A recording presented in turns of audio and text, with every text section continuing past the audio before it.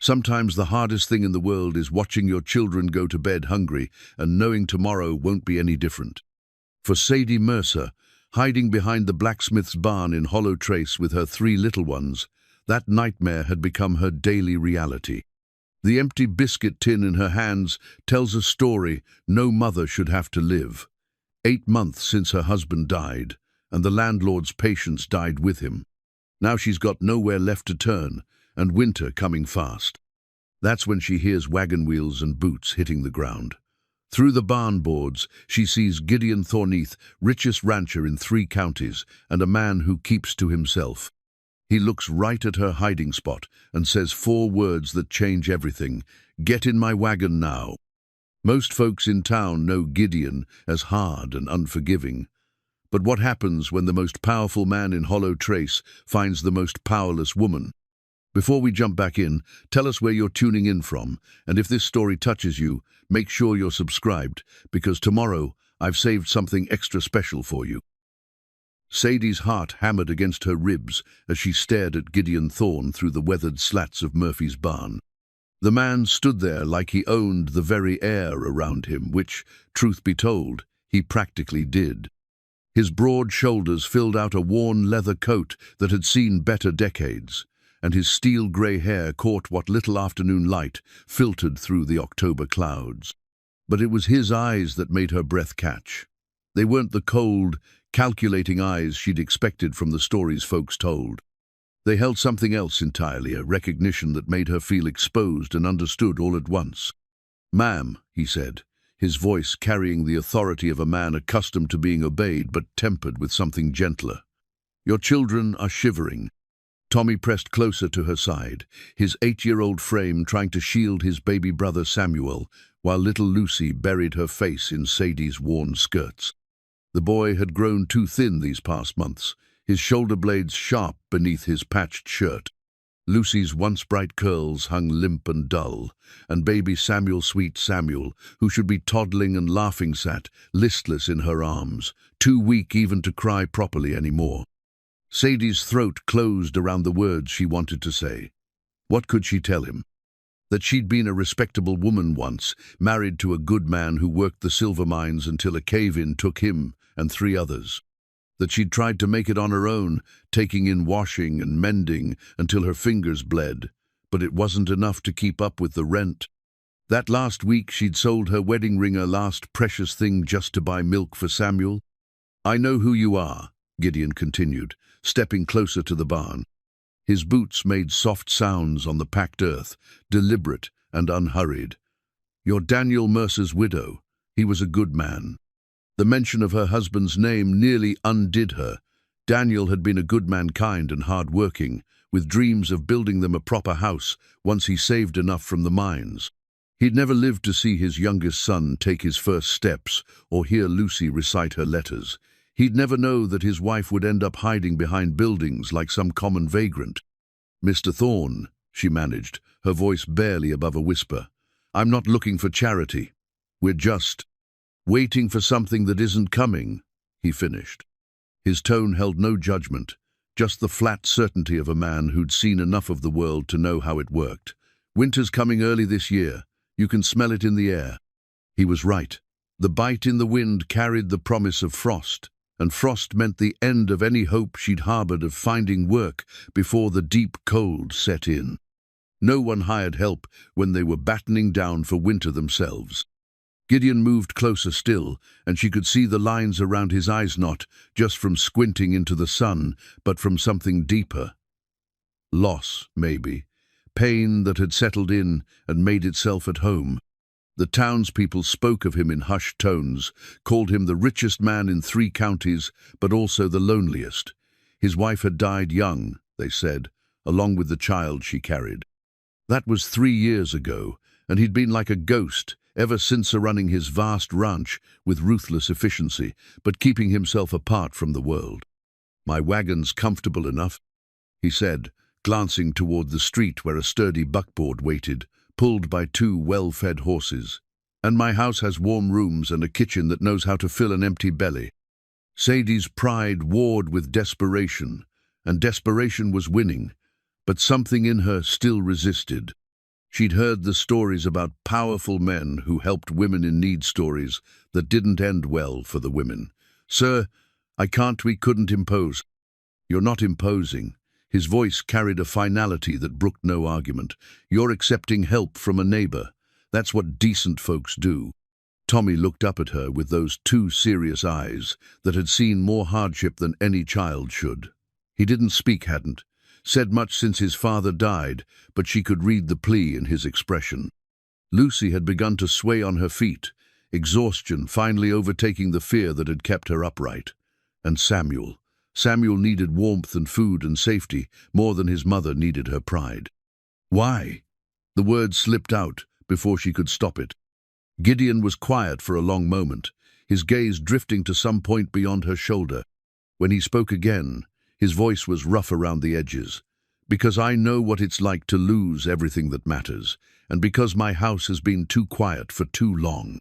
The honesty in that admission, raw and unguarded, made something shift inside her chest.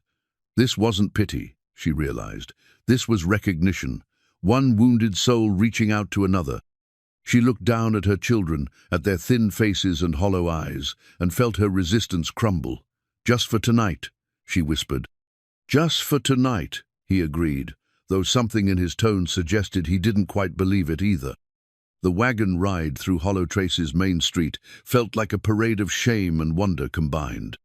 Faces appeared in windows and doorways as word spread faster than wildfire. Gideon Thorne, the untouchable widower, had taken in the Mercer woman and her children. Sadie kept her eyes fixed on her hands, folded tight in her lap, while the children stared wide-eyed at the world passing by from their perch on actual cushioned seats. Mrs. Henderson, from the general store, stood on her porch with her mouth hanging open. The banker, Cornelius Blake, stepped out of his establishment with a frown that could have soured milk.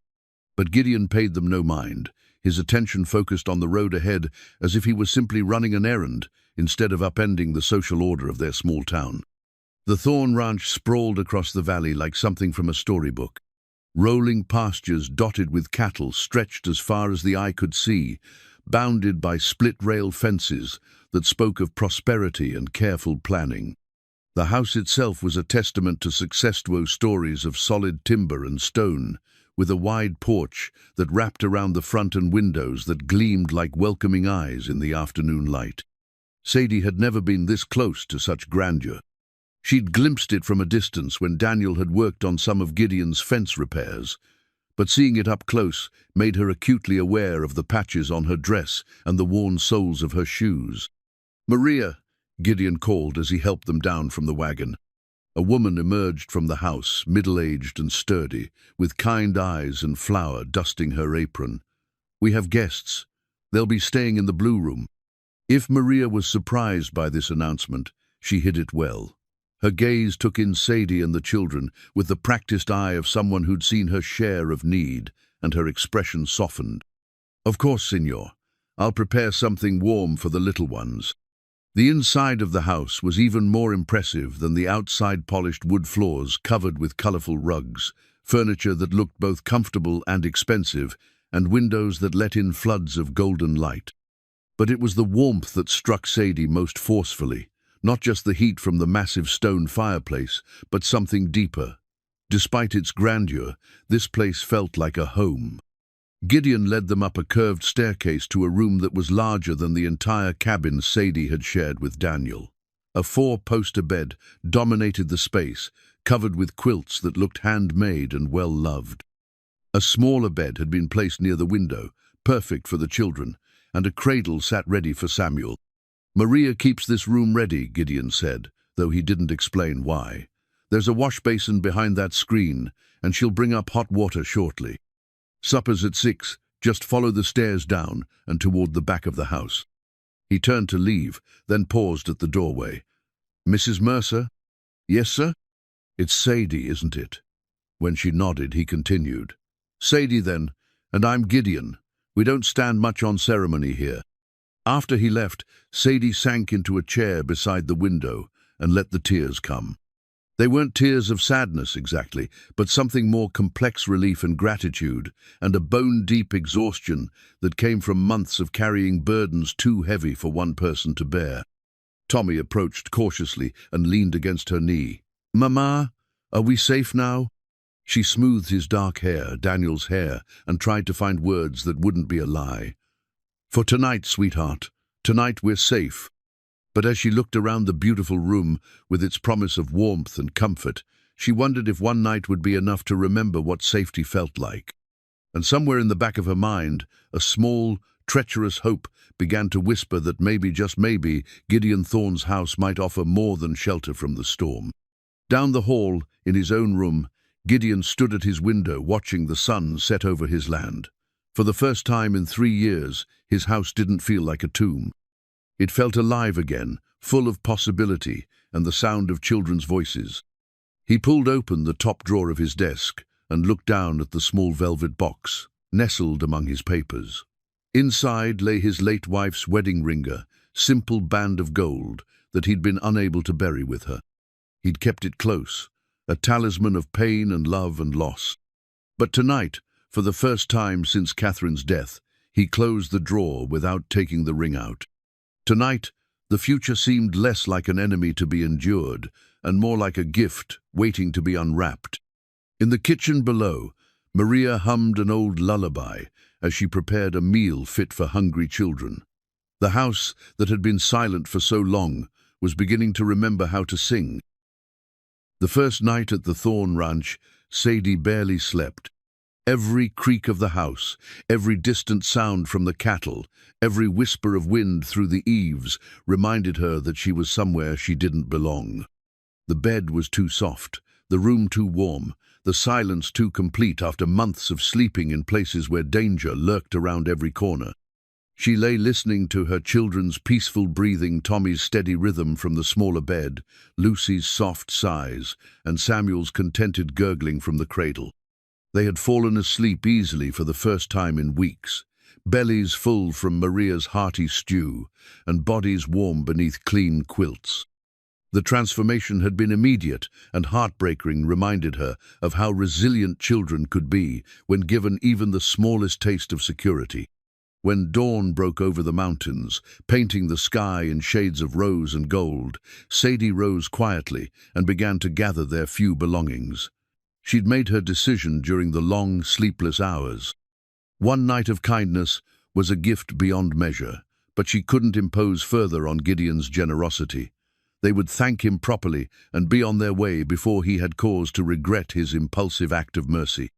Her hands stilled as she reached for the small bundle that contained Daniel's work, boots, the only thing of his she'd managed to keep through all their troubles. The leather was worn smooth from years of hard labor, the laces frayed but still strong.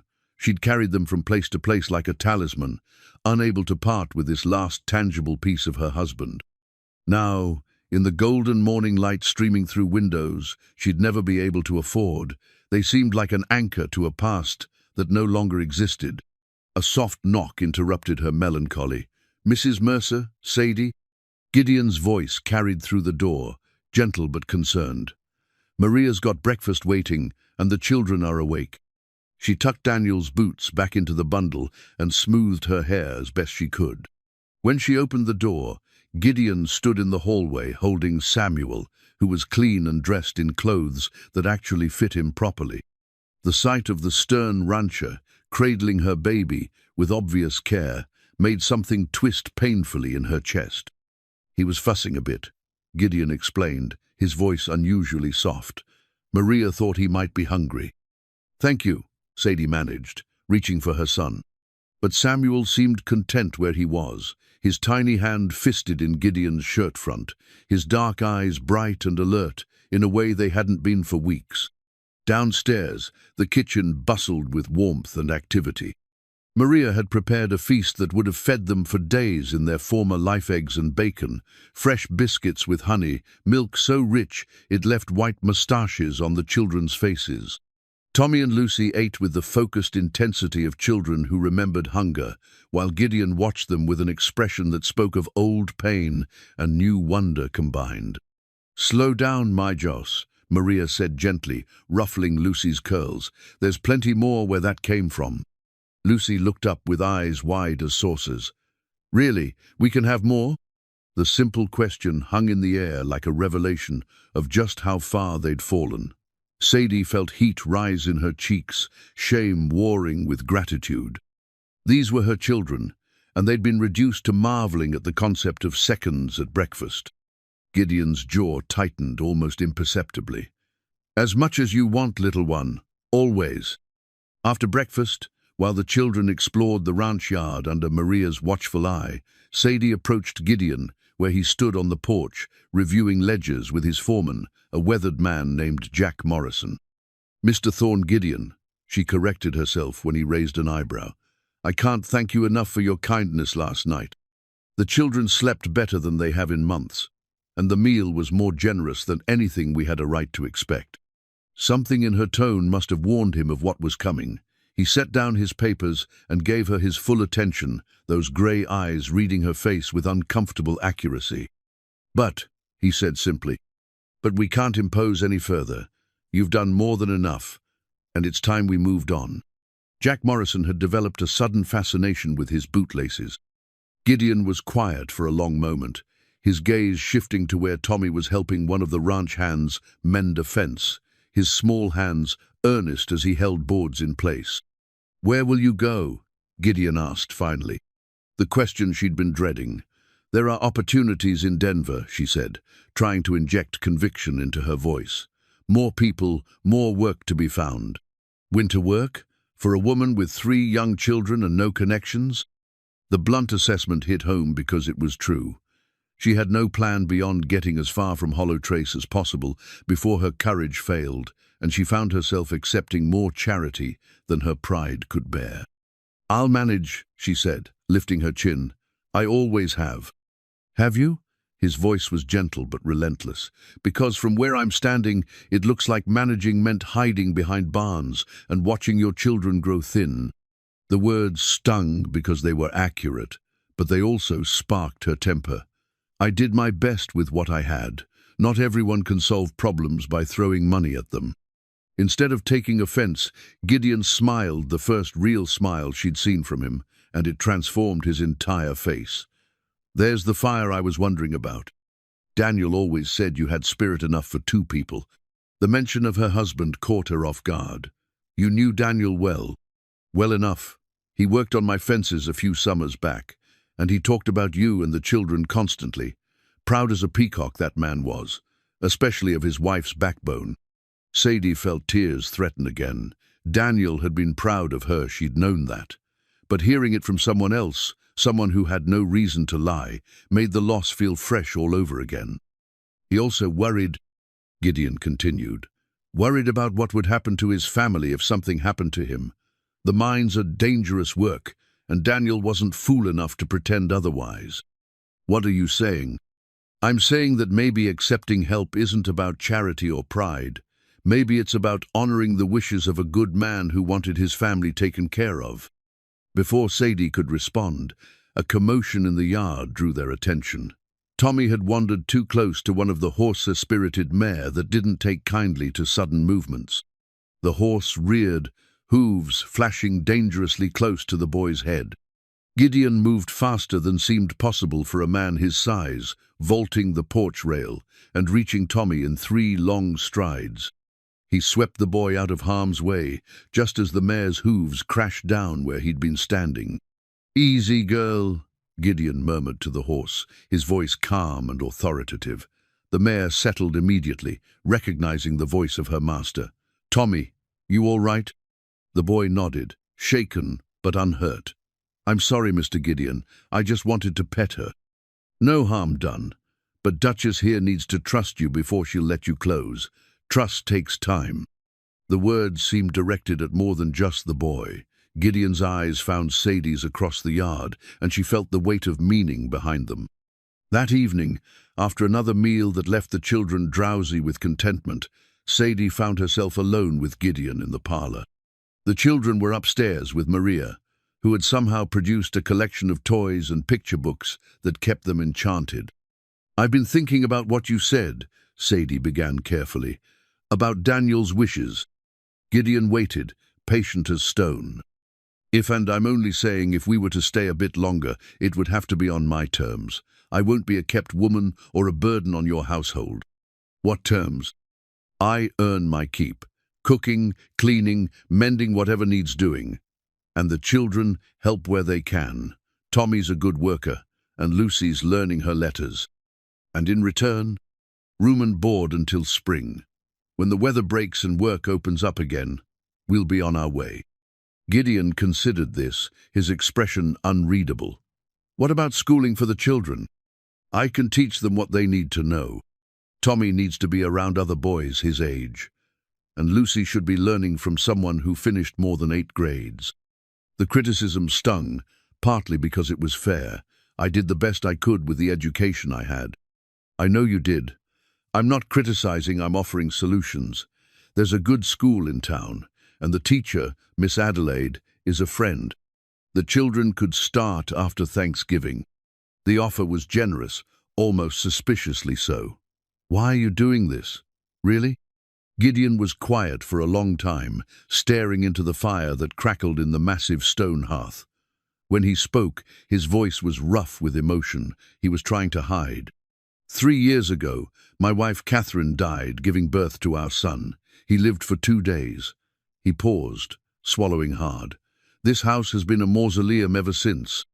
Your children, their laughter, their questions, even their chaos, they remind me that life doesn't have to stop because death comes calling.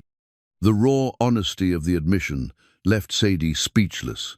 She'd expected practical reasons, perhaps even ulterior motives. She hadn't expected this glimpse into a grief that matched her own. I'm not looking for a replacement family, Gideon continued. I'm not that naive. But having you here, all of you, makes this place feel like a home again instead of a tomb. Sadie studied his profile in the firelight, seeing the man beneath the reputation. Hollow Trace knew Gideon Thorne as wealthy and powerful, respected and feared in equal measure. But they didn't know about the way he'd moved, without hesitation, to protect Tommy, or how naturally he'd held Samuel, or the careful gentleness he showed when speaking to Lucy. Until spring, then, she said quietly. He turned to look at her, surprise flickering in his grey eyes. You'll stay? We'll stay, but I meant what I said about earning our keep. Fair enough, though I should warn you, Maria's been running this household for 15 years. She might not appreciate interference in her kitchen. Then I'll have to convince her I'm worth the trouble. For the second time that day, Gideon smiled. This time, Sadie found herself smiling back. Outside, the first snow of the season began to fall, covering the ranch in a blanket of white that sparkled like diamonds in the lamplight. Winter was coming to Hollow Trace, but for the first time in months, Sadie wasn't afraid of the cold.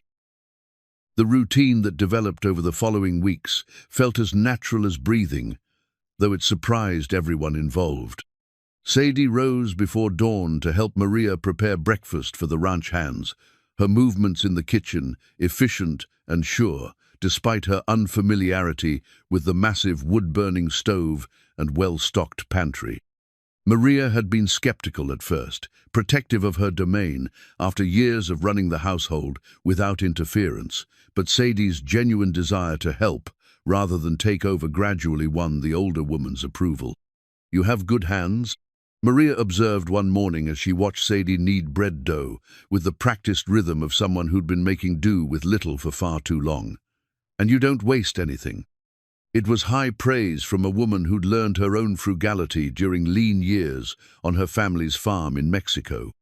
The two women began to work in companionable silence, sharing the kitchen duties with an efficiency born of mutual respect. Gideon, meanwhile, found himself adapting his schedule in ways that would have amused his ranch hands if they'd been brave enough to comment.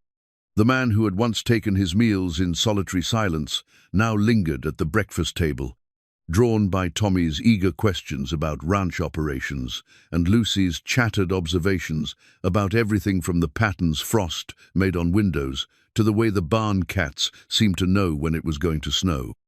"Mr. Gideon," Tommy asked one morning, his serious 8-year-old face intent over his plate of eggs, How do you know which cattle are yours when they're all mixed up together? Gideon set down his coffee cup, giving the question the consideration it deserved. Each ranch has its own brander mark burned into the hide so everyone knows who owns what. Would you like to see how it's done? The boy's eyes lit up with an enthusiasm that reminded Gideon powerfully of his own childhood fascination with ranch work. Could I? Really? After you finish your schoolwork with your mother? And if she agrees? Sadie felt a flutter of something she couldn't quite name at the careful way Gideon deferred to her authority as the children's parent. Too many men in her experience assumed that their opinions carried more weight simply by virtue of being men. But Gideon consistently asked her permission before including the children in ranch activities, respecting boundaries she hadn't even realized she'd drawn. The mornings passed quickly, filled with lessons that Sadie conducted at the kitchen table while Maria worked around them. Tommy proved to have his father's quick mind for numbers, while Lucy showed an artistic bent that surprised everyone. Samuel, now thriving on regular meals and warmth, had begun to crawl with determination that often led him into predicaments that required rescue. Afternoons brought different rhythms. While Sadie helped with mending and household tasks, the children were gradually introduced to ranch life under Gideon's patient supervision. Tommy proved fearless around the horses, though he'd learned to approach them with the respect Duchess had demanded. Lucy preferred the chickens and barn cats, content to collect eggs and pet anything that would hold still long enough. It was during one of these afternoon sessions that Gideon surprised them all. Tommy had been helping repair a section of fence, his small hands steady as he held boards in place while Gideon hammered. When they finished, Gideon disappeared into the barn and returned with something tucked under his arm. "Been working on this in the evenings," he said gruffly, handing Tommy a carefully carved wooden horse. The craftsmanship was exquisite. Every detail, from the flowing mane to the delicate hooves, showed hours of patient work.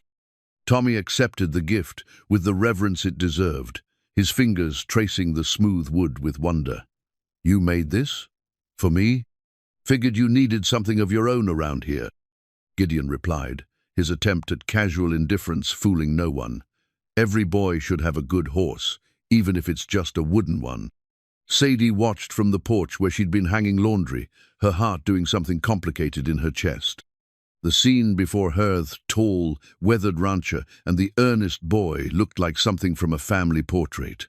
It was beautiful and heartbreaking all at once, because she knew it couldn't last.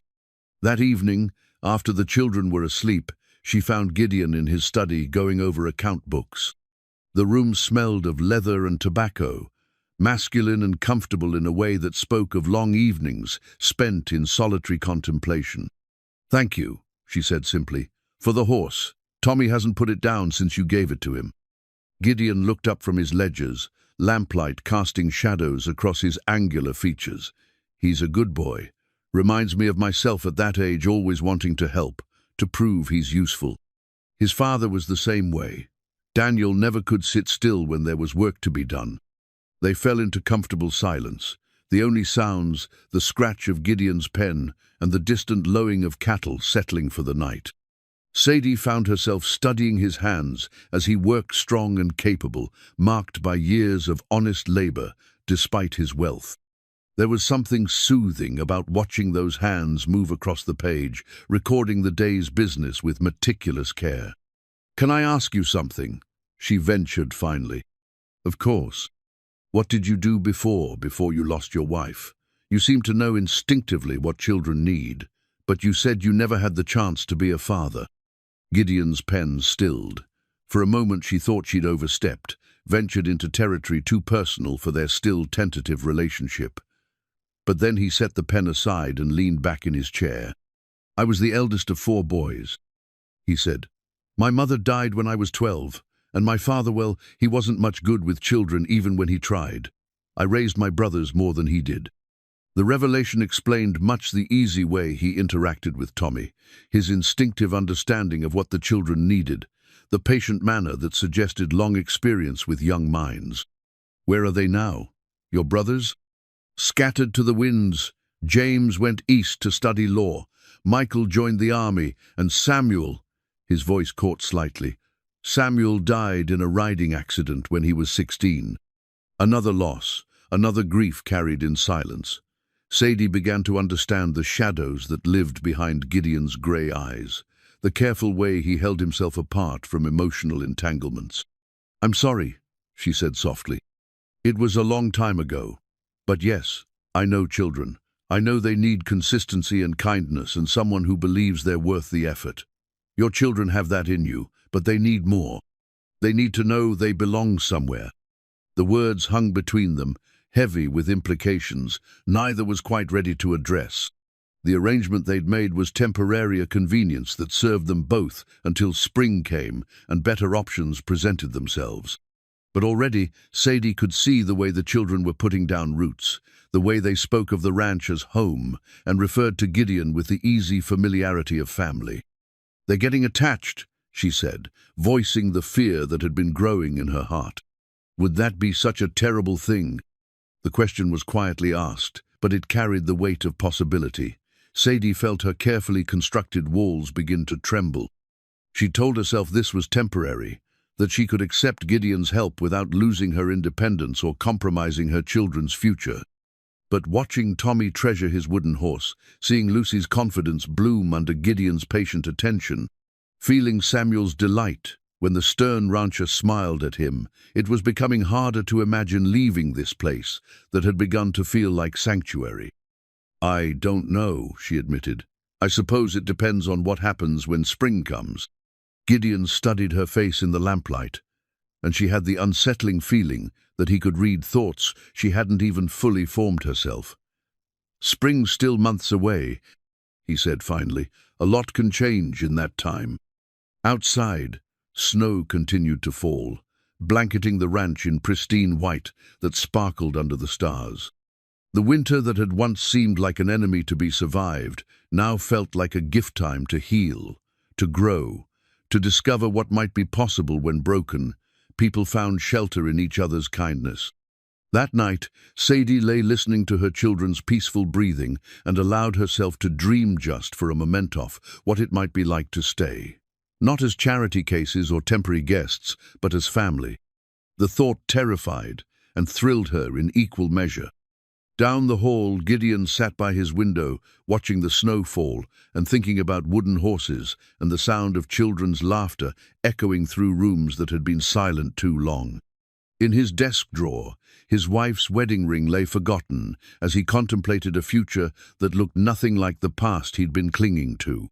Tomorrow would bring new challenges, new moments of connection and doubt, but tonight the Thorn Ranch felt like what it had always been meant to be: home. November arrived with a vengeance, bringing storms that rattled the windows and reminded everyone why frontier winters were not to be taken lightly. But inside the Thorn House, warmth reigned supramenort just from the massive fireplaces that Maria kept burning day and night, but from the sense of belonging that had settled over the household like a favorite quilt. Sadie had found her rhythm in ways that surprised her. The kitchen, which had once seemed impossibly grand, now felt like her domain. She worked alongside Maria to prepare hearty meals for the ranch hands, her movements confident as she kneaded bread and stirred stews that filled the house with savory aromas. More importantly, she'd begun to add her own touches, recipes passed down from her mother, techniques learned during the lean years when every ingredient had to count. It was while searching through her meager belongings for her thimble that she rediscovered her mother's recipe book. The small, leather-bound volume was water-damaged and worn, its pages yellow with age and stained from years of use. Many of the recipes were barely legible, the ink faded and the paper soft as cloth. But as Sadie turned the familiar pages, memories flooded back her mother's patient hands guiding hers as she learned to measure flour by feel, the way the kitchen smelled when apple pies were cooling on the windowsill. The comfort of traditions passed from woman to woman through generations. "What have you found there?" Maria asked, noticing Sadie's absorption in the little book. "My mother's recipes," Sadie replied, her voice soft with remembrance. "I thought I'd lost it when we had to leave our place, but it was tucked inside Daniel's coat pocket." Maria approached with the reverence such treasures deserved. She understood the value of family recipes, the way they carried not just ingredients and instructions, but love and memory. "May I see?" Together, they bent over the fragile pages, deciphering faded handwriting and discussing adaptations for the ranch's well-equipped kitchen. Some recipes called for ingredients they didn't have, but Maria's years of experience helped them find substitutions that honored the spirit, if not the letter of the original instructions. "This one," Maria said, pointing to a recipe for molasses cookies. "This would be perfect for the children. And here this stew recipe. We could make it for the hands during the next storm." The collaboration felt natural, two women bridging cultures and circumstances through the universal language of cooking.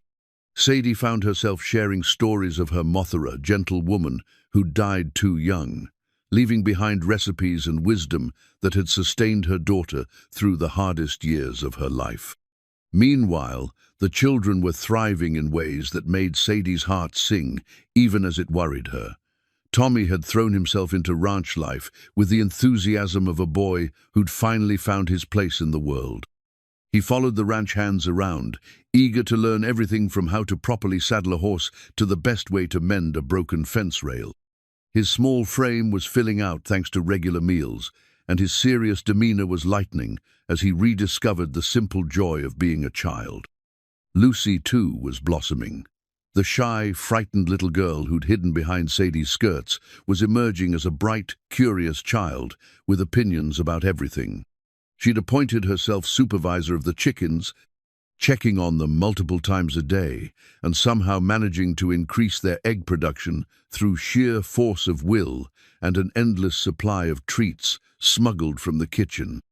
And Samuel, sweet Samuel, who'd been so listless during their darkest days, was now a whirlwind of toddler energy. He'd taken his first steps in the ranch house parlor, lurching from sofa to chair while Gideon and Sadie watched with matching expressions of pride and amazement. His vocabulary was expanding daily, though his favorite word remained Giddy, his attempt at Gideon's name that never failed to bring a smile to the rancher's weathered face. It was Samuel's growing attachment to Gideon that worried Sadie most.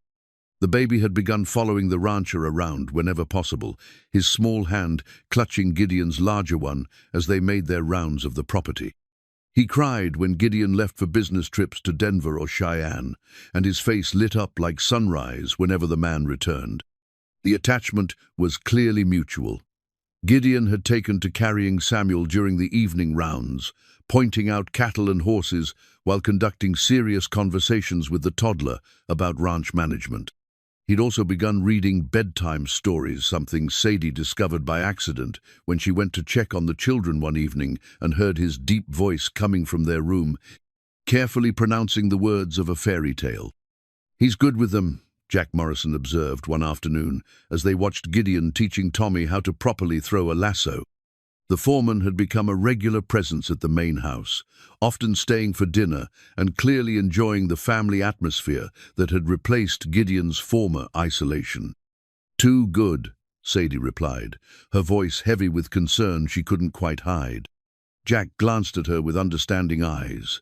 He'd worked for Gideon for over a decade, had seen the man retreat into himself after Catherine's death. But he'd also seen the transformation that had taken place since Sadie and her children arrived, the way Gideon's step had lightened, how he smiled more readily. The interest he'd regained in plans for the ranch's future. "Might not be such a bad thing," Jack suggested carefully. "Man needs family, and those children, well, they need a father." "They had a father," Sadie said, perhaps more sharply than she intended. "Daniel was a good man." "I'm sure he was, but he's gone. And life's for the living. Gideon's not trying to replace anyone, he's just filling a space that's been empty too long." The conversation stayed with Sadie as she went about her daily tasks. Was she being unfair to cling so tightly to Daniel's memory? Was her determination to maintain their independence actually hurting her children? The questions plagued her, especially during the quiet moments when she allowed herself to really observe the family dynamics that were developing. There was no denying that her children were happier than they'd been since Daniel's death. Tommy's nightmares had stopped, Lucy's appetite had returned, and Samuel was reaching developmental milestones that had been delayed by stress and malnutrition. More telling still was the way they interacted with Gideon, with the careful politeness of children, mindful of their precarious position, but with the easy affection of children who felt secure in their place. The transformation was evident in small moments. Tommy automatically setting a place for Gideon at breakfast, Lucy insisting that Gideon admire every egg she collected, Samuel falling asleep against the rancher's shoulder during evening story time. They were building a relationship that went beyond gratitude or charity. They were becoming a family. The realization hit Sadie with unexpected force one snowy evening in late November.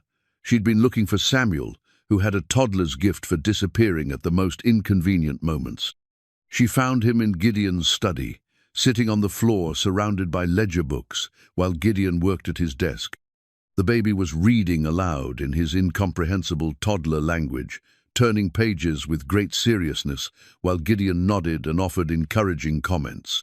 "Very insightful point about the cattle prices," Gideon was saying with complete gravity. "I hadn't considered that angle."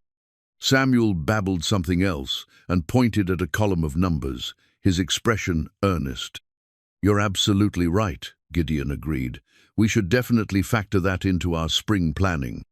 The scene was so domestic, so natural, that for a moment Sadie forgot they were temporary guests in this house. For a moment, she allowed herself to see what Jack had suggested, not a replacement for Daniel, but a man willing to step into the role of father, because children needed fathers, and he needed children. That night, after the little ones were asleep, she found herself alone with Gideon in the parlor again. He was reading by the fire while she worked on mending one of Tommy's shirts, a domestic scene that would have looked perfectly natural to any observer. "Gideon," she began, then stopped, uncertain how to voice the thoughts that had been troubling her. He looked up from his book, patient and attentive. "What is it?" "The children, they're getting very attached to you, to this place. And that worries you." It wasn't a question, and his understanding made it easier to continue. "When spring comes and we leave, it's going to be hard for them, especially Samuel.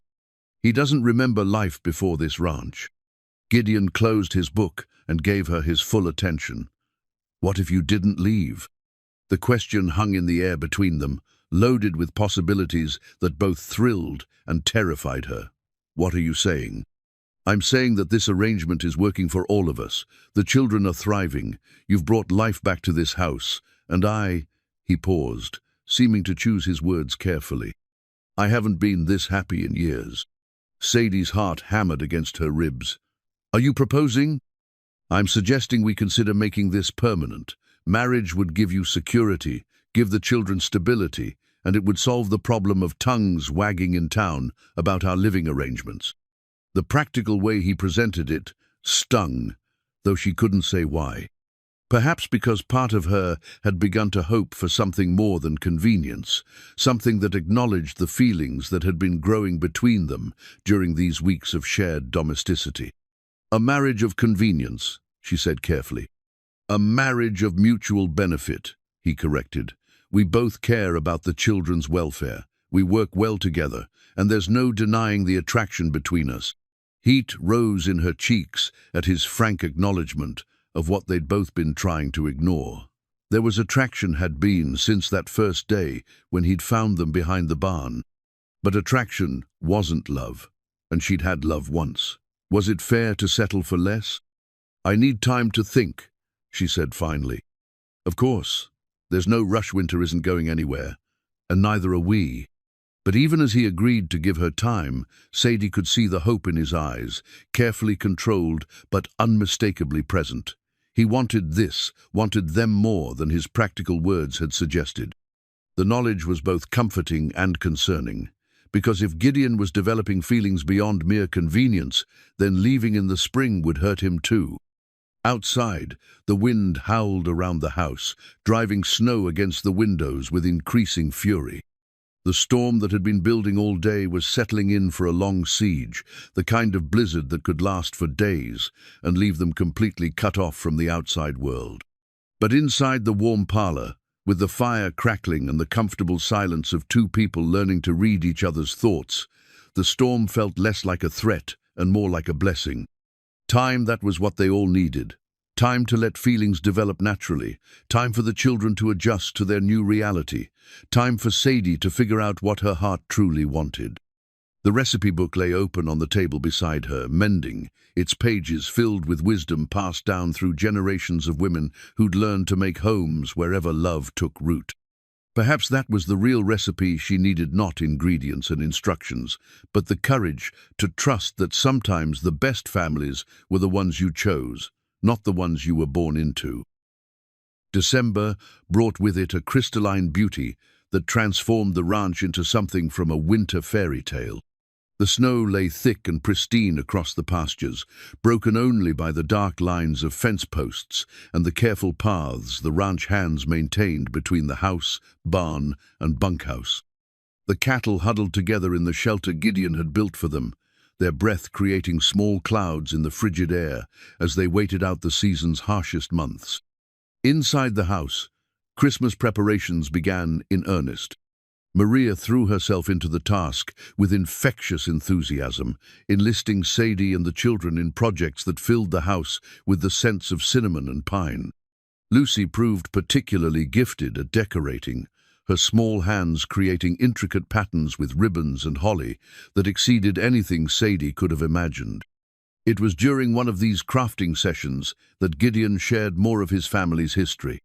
He'd been helping Tommy construct a wooden nativity scene, his large hands guiding the boys' smaller ones as they carefully shaped wise men from scraps of pine. "My father started that tradition," Gideon said, nodding toward an elaborate nativity scene that occupied place of honor on the mantelpiece.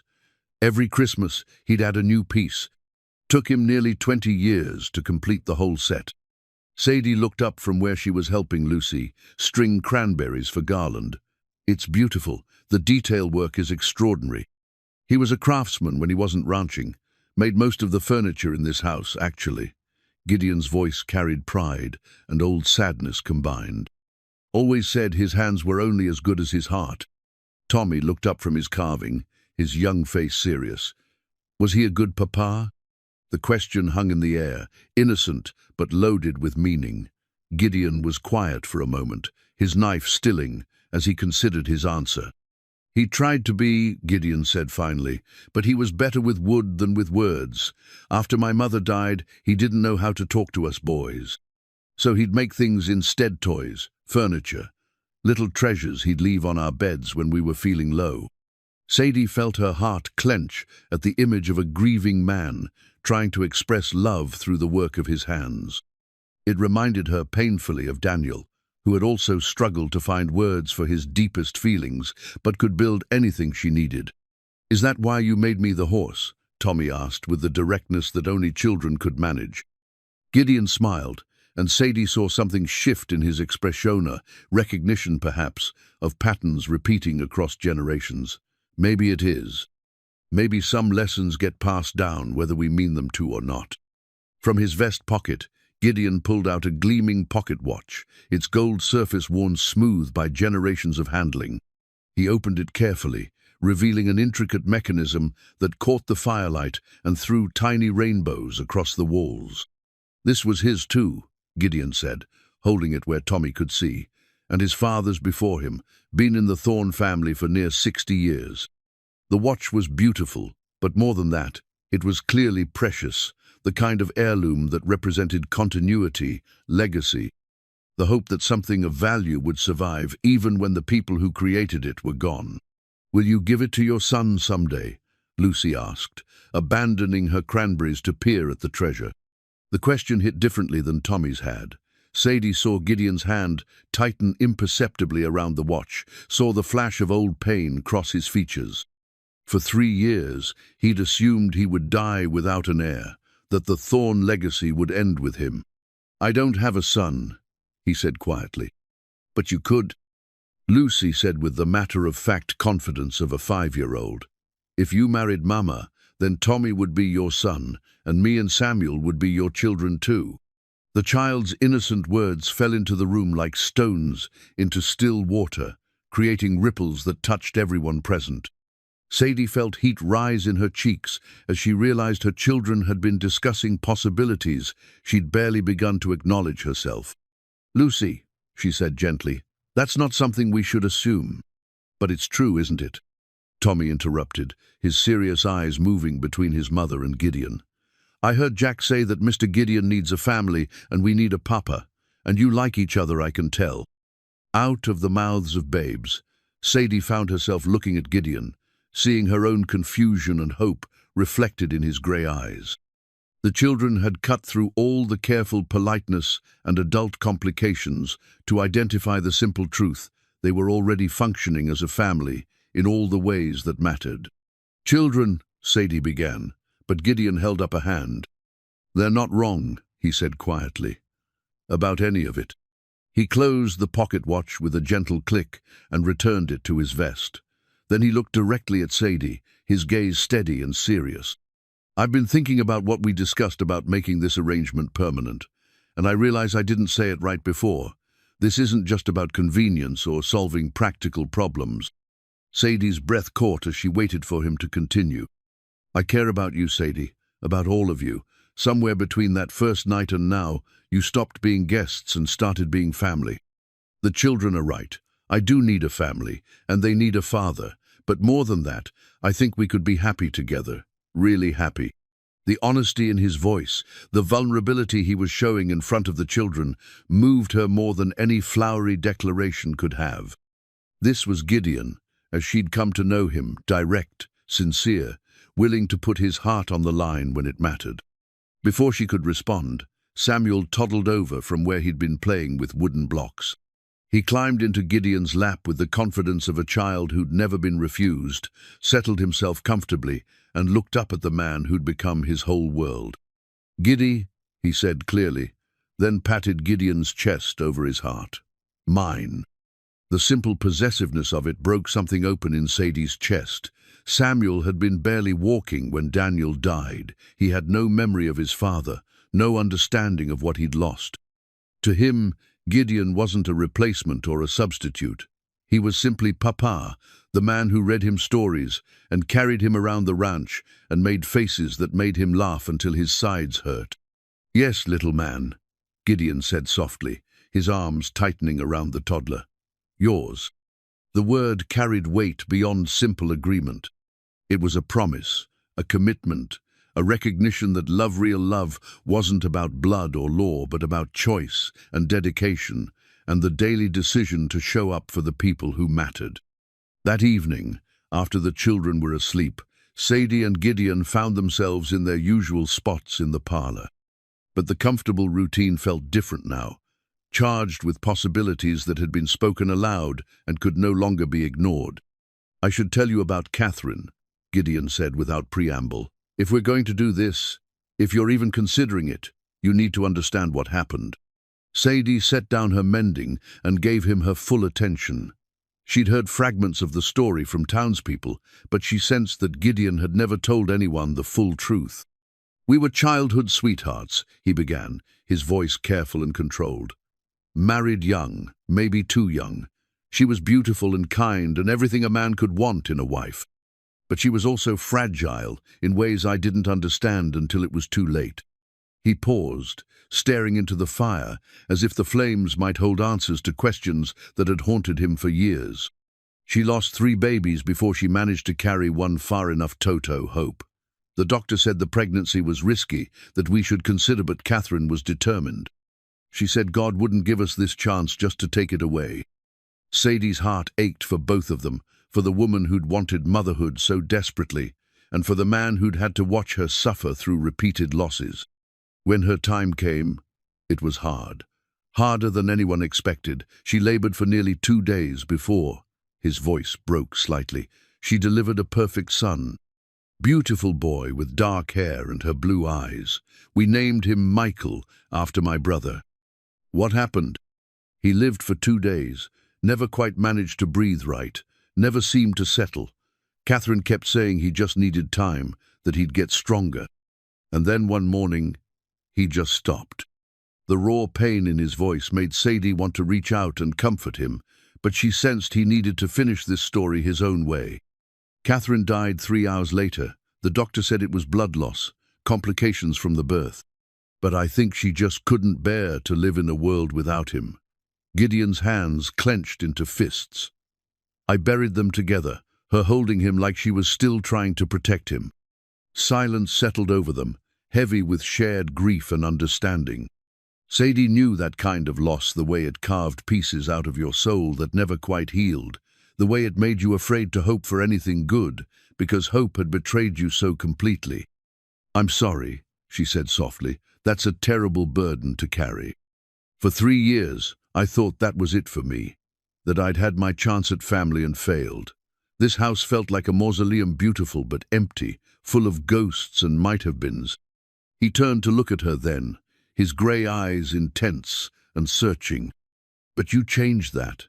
You and the children you brought life back to this place, not as replacements for what I lost, but as something new, something I never expected to find." Sadie felt tears prick her eyes. The honesty of his confession, the way he'd trusted her with his deepest pain, moved her beyond words. "I love Daniel," she said quietly. "I need you to know that. What we had was real and precious, and I'll never regret it. I know, and I would never ask you to. But he's gone, and much as I hate to admit it, the children are right. They do need a father. And she paused, gathering courage, "I think I'm falling in love with you." The admission hung between them, honest and terrifying and liberating all at once. Gideon's face transformed, hope and wonder replacing the careful control he'd maintained throughout his confession. "Are you saying yes to making this permanent?" "I'm saying yes to trying, to seeing what we might build together." Gideon was across the room before she'd finished speaking, pulling her to her feet and into his arms. The kiss he gave her was gentle but thorough, full of promise and carefully leashed passion. "We'll do this right," he murmured against her lips. "Proper courtship, proper engagement, proper wedding. I want the whole town to know you chose to be here." Outside, snow continued to fall, adding to the drifts that would keep them isolated for weeks yet. But isolation no longer felt like imprisonment, it felt like sanctuary, time to let love grow in the shelter of winter's protection. The pocket watch ticked steadily in Gideon's vest, marking time that no longer felt like an enemy but like an ally, giving them all the moments they needed to build something lasting and true. The week between Christmas and New Year's brought an unexpected thaw that turned the ranch's pristine snow into treacherous slush and reminded everyone that Montana weather was as unpredictable as it was beautiful. The break in the winter's grip allowed for the first trip to town in nearly a month, and Gideon decided it was time to make their arrangement official in the eyes of both God and the territorial government. The ride to Hollow Trace was different this time. Instead of a desperate woman hiding behind a barn, Sadie sat beside Gideon on the wagon seat with her head held high, her children clean and well-fed in the back, their laughter ringing across the valley as they pointed out landmarks that had become familiar during their months at the ranch. But if Sadie felt confident in her decision, the town's reaction reminded her that not everyone would approve of their unconventional courtship. Heads turned as they passed down Main Street, and she could feel the weight of curious stares and whispered conversations following their progress. "Let them talk," Gideon said quietly, apparently reading her discomfort with the ease that had developed between them. "By spring, they'll have found something else to occupy their attention."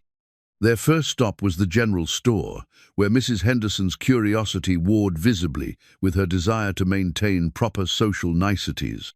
She greeted them with carefully neutral politeness, while her eyes took inventory of every detail: Sadie's new dress, one of several Maria had altered from Catherine's wardrobe, the children's obvious health and happiness, the way Gideon's hand rested protectively on Samuel's shoulder.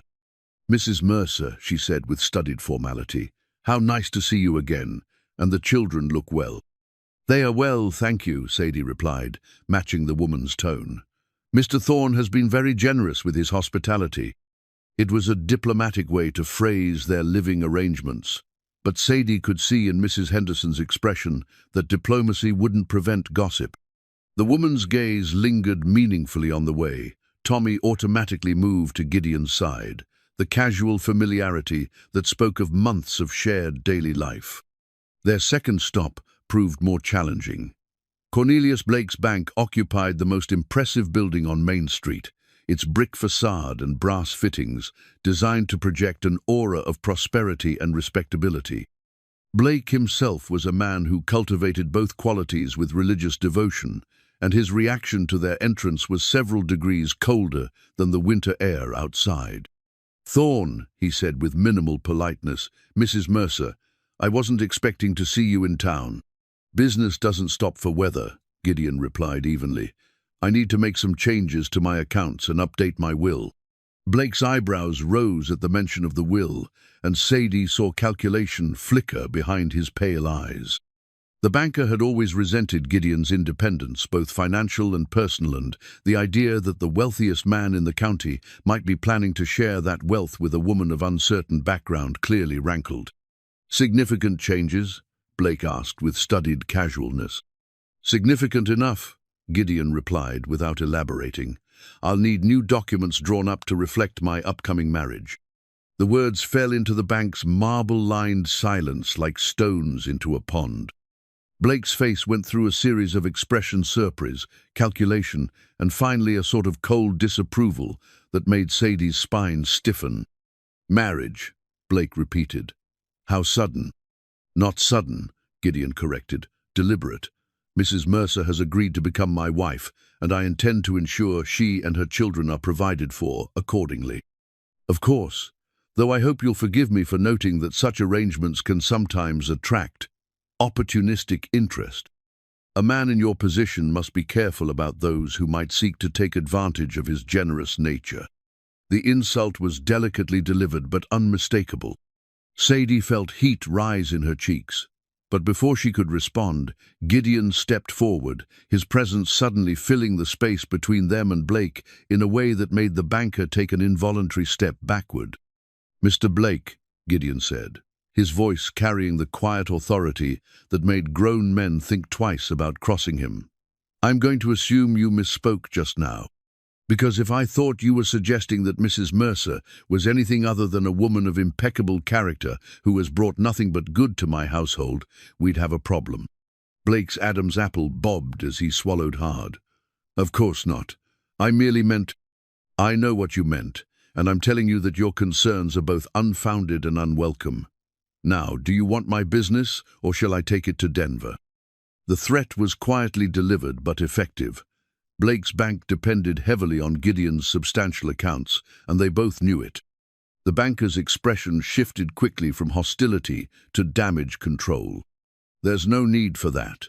I'll have the documents prepared immediately. When is the happy occasion?" "Soon," Gideon replied without specifics. "I'll send word when we've set a date."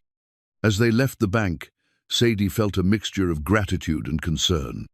Gideon's defense of her honor had been both thrilling and thrilling because it showed the depth of his commitment, troubling because it revealed the challenges they would face as a couple. "He doesn't approve," she said quietly as they walked toward the church. "Blake doesn't approve of anything that doesn't directly benefit him. His opinion carries no weight with anyone who matters." But even as Gideon dismissed the banker's hostility, Sadie could see the tension in his shoulders, the way his jaw remained tight as they made their way down the street. Blake's disapproval might not matter to Gideon personally, but it could have practical consequences, and they both knew it. The church provided a welcome respite from the town's mixed reception. Reverend Matthews was a kind man in his 60s who had officiated at both Gideon's first wedding and Daniel's funeral. He greeted them with genuine warmth and listened with obvious pleasure as Gideon explained their desire to marry. "I'll be honored to perform the ceremony," he said with a smile that included all of them. "Catherine would have wanted you to find happiness again, Gideon. And these children," he looked at Tommy, Lucy, and Samuel with the special fondness reserved for the young. "They'll benefit greatly from having a father like you." It was the first wholehearted approval they'd received, and Sadie felt some of her tension ease. Whatever challenges they might face in the broader community, they would have the church's blessing hand in a place like Hollow Trace that carried significant weight. That evening, Back at the ranch, Sadie found herself going through her few personal belongings once again. This time, though, she wasn't searching for necessities, but for memory specifically, the small daguerreotype of her wedding day that she'd hidden away months ago. The photograph was faded and cracked, but it clearly showed her and Daniel on the happiest day of their young lives. She was 18, he was 20, and they both radiated the confidence of people who believed love could conquer anything. Her dress had been simple but elegant, borrowed from her mother and altered to fit. Daniel wore his best suit, the one she'd later bury him in, and his expression was one of pride and joy and infinite possibility. Looking at it now, Sadie felt the familiar pang of loss, but also something newer, sense of completion rather than abandonment. She had loved Daniel completely, and he had loved her the same way. Nothing could change that, or diminish its value. But love wasn't a finite resource. The heart, she was learning, had an infinite capacity for expanding when given the chance. "Mama?" Tommy's voice came from the doorway, soft and uncertain. "Are you sad?" She looked up to find all three children watching her with concern. Even Samuel seemed to sense the weight of the moment, his small face serious as he approached on unsteady legs. "Not sad, sweetheart, just remembering." Tommy came closer, his eyes drawn to the photograph in her hands. "Is that Papa? My real Papa?" The question might have hurt once, but now Sadie heard it for what it was, not a rejection of Gideon, but a child's attempt to understand his place in a complex world. "Yes, that's your father. He loved you very much, even though he didn't get to see you grow up." Lucy climbed onto the bed beside her, studying the photograph with 5-year-old intensity. "He looks nice, like he would have been a good papa." He was. For the time we had together, he was wonderful. "But Mr. Gideon is good too," Tommy said carefully, as if testing dangerous waters. "Yes, he is. Very good. So it's okay to love them both, even though one is gone?" Out of the mouths of babes again, Tommy had cut straight to the heart of her struggle, with the wisdom that children sometimes possessed in greater measure than adults. "Yes, sweetheart. It's more than okay, it's right. Love doesn't diminish when we share it. If anything, it grows." Samuel toddled over and reached for the photograph, his small fingers gentle as he touched the glass. "Papa," he said clearly, though whether he meant Daniel or Gideon was unclear. Perhaps it didn't matter. Perhaps both men could hold that title in their own ways, as the father who had given the children life, the other as the father who would help them live it. "Are you going to keep it?" Lucy asked, still studying the faded image. "Yes, but I think I'm ready to put it somewhere visible again. Your father was part of our story, and he always will be, but our story isn't finished yet." That night, after the children were asleep, Sadie placed the photograph on the mantel in the parlor, next to the nativity scene that Gideon's father had carved with such loving care. Two families, two kinds of love, two chapters in the same continuing story. When Gideon found her there, he didn't comment on the photograph's presence or ask if its prominence meant she was having second thoughts. Instead, he simply took her hand and stood beside her, looking at the images of past and future with quiet acceptance.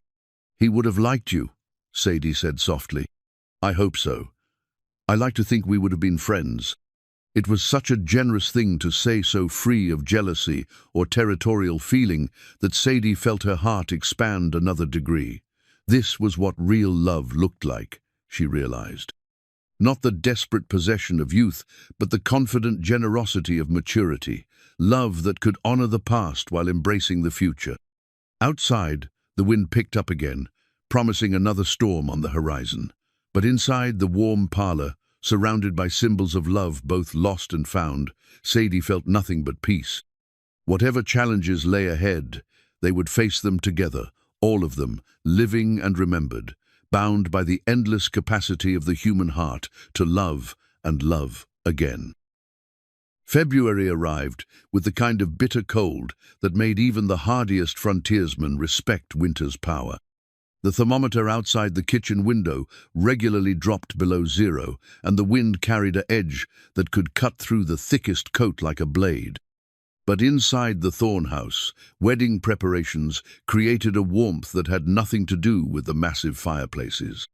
Sadie had agreed to an April wedding early enough to take advantage of spring's arrival, but late enough to allow for proper planning.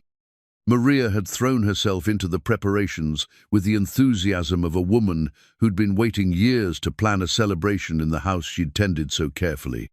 Every spare moment was spent discussing flowers, menu options, and the complex logistics of hosting what would undoubtedly be the social event of the year in Hollow Trace.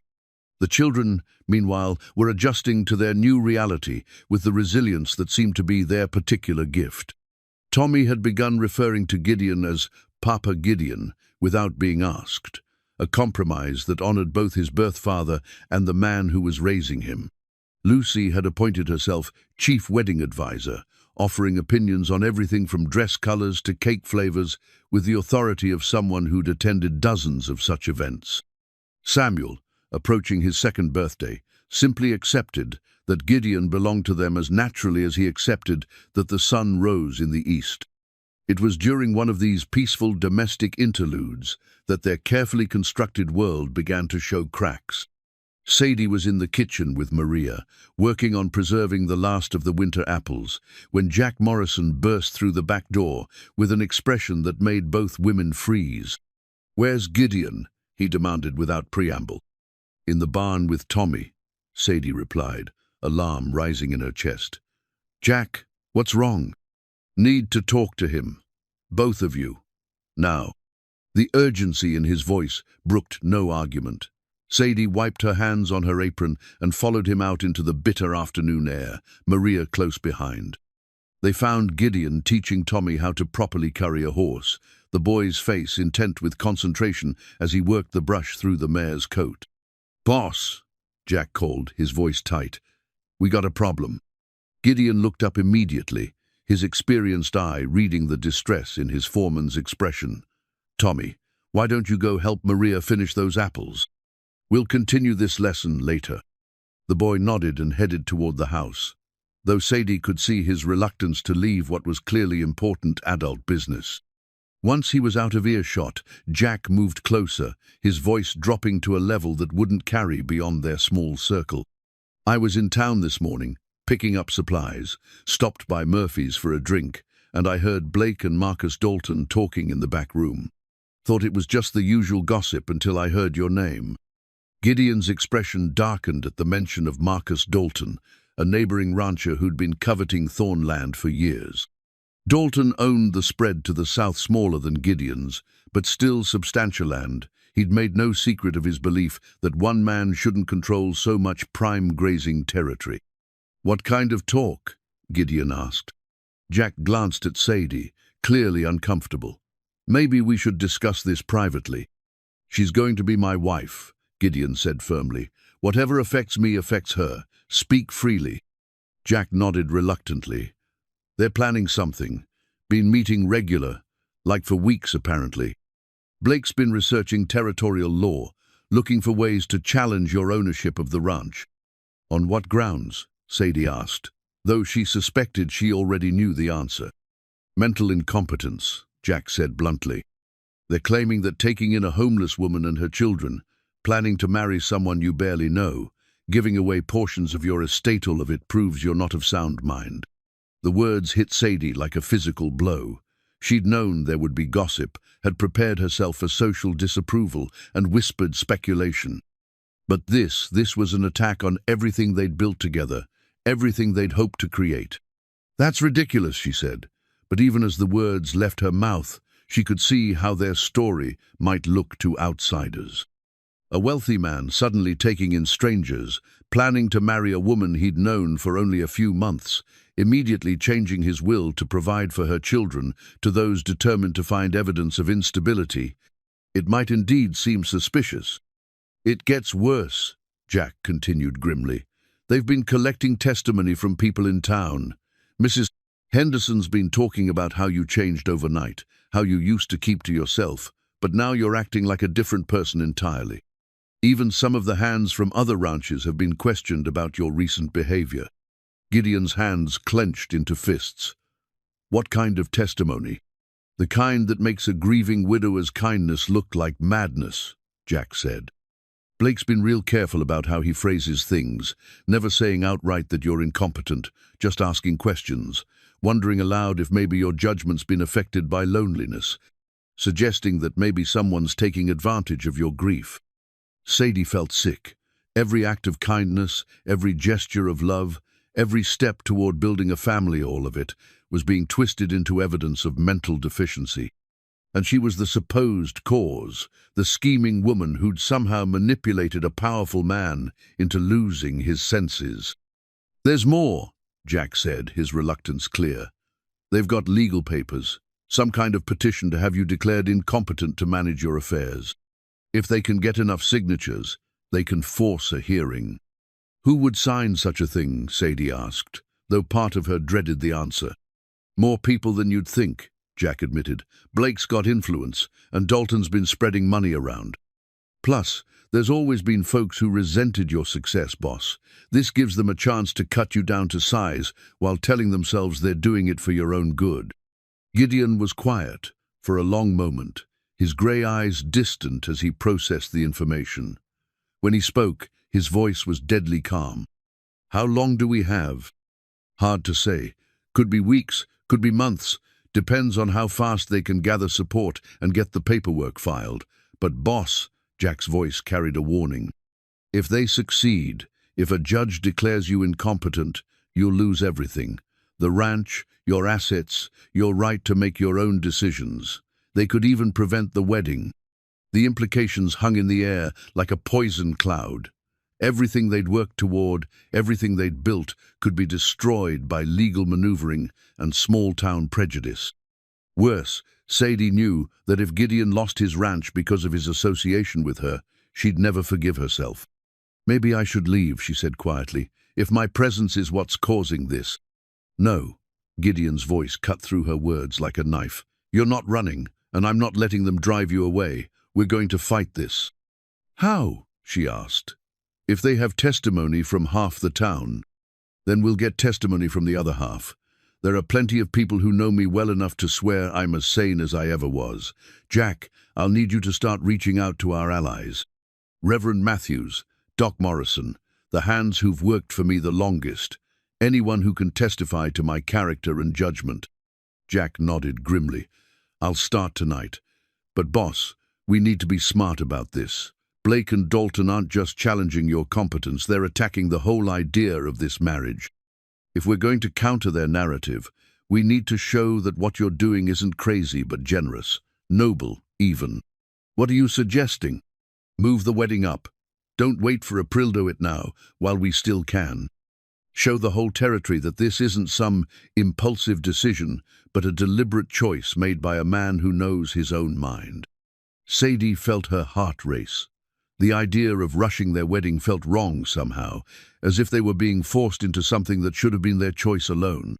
But she could see the tactical wisdom in Jack's suggestion. "It would send a message," Gideon agreed slowly. "Make it harder for them to claim I'm being manipulated if I marry you in front of the whole community. And it would protect you legally," Jack added. "Once you're married, your wife has certain rights that would be harder for them to challenge." The conversation continued for another hour, covering strategies and contingencies that made Sadie's head spin. But underneath all the tactical planning, one truth emerged clearly. Their quiet courtship was over. From now on, everything they did would be scrutinized, analyzed, and potentially used against them. That evening, after the children were in bed, Sadie and Gideon sat in the parlor discussing their options. The comfortable domesticity that had characterized their relationship for months now felt fragile, threatened by forces beyond their control. "Are you having second thoughts?" Gideon asked gently. "About any of this?" Sadie looked at him, really looked at him, seeing not the wealthy rancher or the powerful man others feared, but the patient teacher who'd helped Tommy learn to rope, the gentle storyteller who'd made Lucy laugh, the tender caregiver who'd rocked Samuel through countless nights. "No," she said firmly.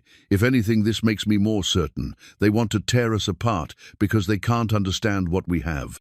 They think love has to fit their narrow definitions, follow their arbitrary rules. Well, they're wrong. Gideon smiled, the first genuine smile she'd seen from him since Jack's revelation. So we fight, and we win, because what we're building here is too important to let small minds and smaller hearts destroy. Outside, the wind howled around the house with renewed fury, as if nature itself were conspiring against them. But inside, surrounded by the warmth they'd created together, Sadie felt nothing but determination. They'd faced poverty, loss, and uncertainty together. Now they'd face legal challenges and social prejudice the same way as a family, united against whatever storm the world chose to send their way. The wedding would happen sooner than planned, but the love that inspired it was as real as the mountains that surrounded their valley. And love, Sadie had learned, was stronger than law, more enduring than gossip, and more powerful than all the forces that sought to diminish it. Let Blake and Dalton bring their papers and their purchase testimony. She and Gideon had something better truth, and the courage to defend it. The decision to move the wedding forward galvanized the household into action.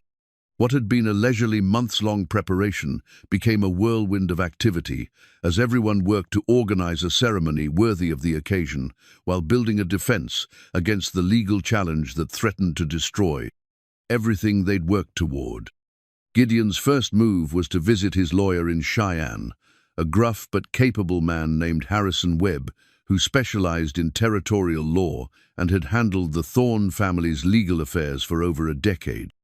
The trip required 2 days of hard riding through weather that would have deterred a less determined man, but Gideon returned with both reassurance and sobering reality. Webb says we have a strong case. He reported to Sadie, and Jack nodded grimly, which means we need to control the narrative, make sure our version of events reaches people before Blake and Dalton's lies take root. It was during this conversation that Gideon revealed another aspect of his past that surprised even those who thought they knew him well. From a locked cabinet in his study, he withdrew a leather portfolio filled with official-looking documents and correspondence. "What are those?" Sadie asked, noting the military seals and government letterheads visible among the papers. "My service records," Gideon replied quietly, "and letters of commendation from officers I served under during the war between the states." The revelation that Gideon had military experience came as a shock to Sadie, though it explained much about his bearing and the easy authority he commanded. As he spread the documents across his desk, a picture emerged of a man who had not only served with distinction, but had been entrusted with significant responsibility at a young age. Lieutenant Colonel Gideon Thorne, Jack read from one of the commendations, his voice filled with newfound respect, commanded the 3rd Montana Cavalry Regiment during the final campaign in Virginia, cited for tactical brilliance and extraordinary leadership under fire. "You never mentioned this," Sadie said, studying a photograph of a much younger Gideon in Union blue, his face serious beneath a cavalry officer's hat. "It was a long time ago," Gideon replied simply, "and war isn't something I care to remember fondly. But these documents establish a pattern of sound judgment and mental competence that goes back over 15 years. Webb thinks they'll be valuable in court." The military records were indeed impressive, but what struck Sadie most was the insight they provided into Gideon's character. The official language of military commendations was dry, but between the lines she could read the story of a young man who had earned his fellow soldiers' trust through calm leadership and strategic thinking under the worst possible circumstances.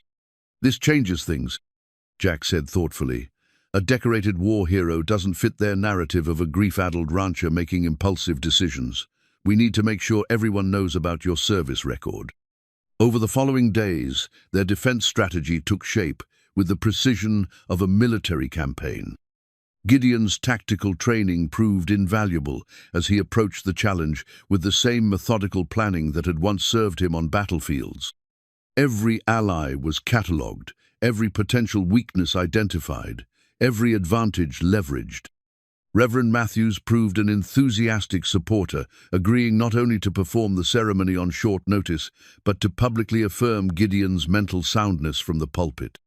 Doc Morrison, who had treated the Thorne family for years, provided a written statement attesting to Gideon's stable mental health. Even some of the more respectable businessmen in town, who had initially been neutral, began to express support when they learned of Blake's underhanded tactics. But the most powerful testimony came from an unexpected source. Tommy, despite being only 8 years old, had overheard enough adult conversations to understand that people were saying bad things about Gideon. His response was to write a letter laboriously printed in his careful schoolboy hand to anyone who would listen. "Mr. Gideon is the best man I know," the letter began. "He teach me to ride horses and fix fences and be brave when I'm scared. He reads to us every night and never gets mad when Samuel spills things. He makes Mama smile again, and he promised we can stay forever. Anyone who says he's not smart doesn't know him like we do." The simple honesty of the child's words proved more persuasive than any legal argument. When word of the letter spread through town, it sparked a counter-narrative that Blake and Dalton found difficult to combat. How could a man who inspired such devotion from children be the calculating manipulator they claimed to see? Meanwhile, Maria had mobilized the informal network of household staff that connected the territory's major ranches. Her connections provided valuable intelligence about Blake and Dalton's activities, including the disturbing news that they had been offering financial incentives to encourage testimony against Gideon. "Mrs. Dalton's maid says they've been meeting every week," Maria reported during one of their evening strategy sessions. "Always at Blake's house, always late at night.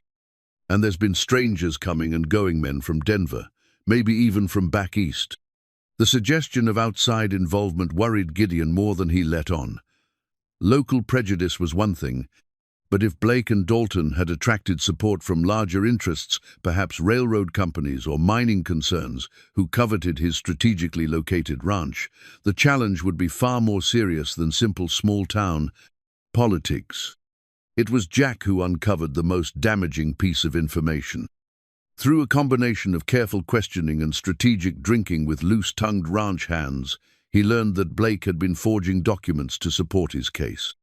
Property records had been altered to suggest financial irregularities in Gideon's management, and correspondence had been fabricated to make his recent decisions appear more erratic than they actually were. "This is criminal," Sadie said when Jack reported his findings. "Surely when people learn they've been lying." "They'll claim the documents are legitimate and we're the ones lying," Gideon replied pragmatically. "We need proof of their deception, not just accusations." The proof came from an unexpected source.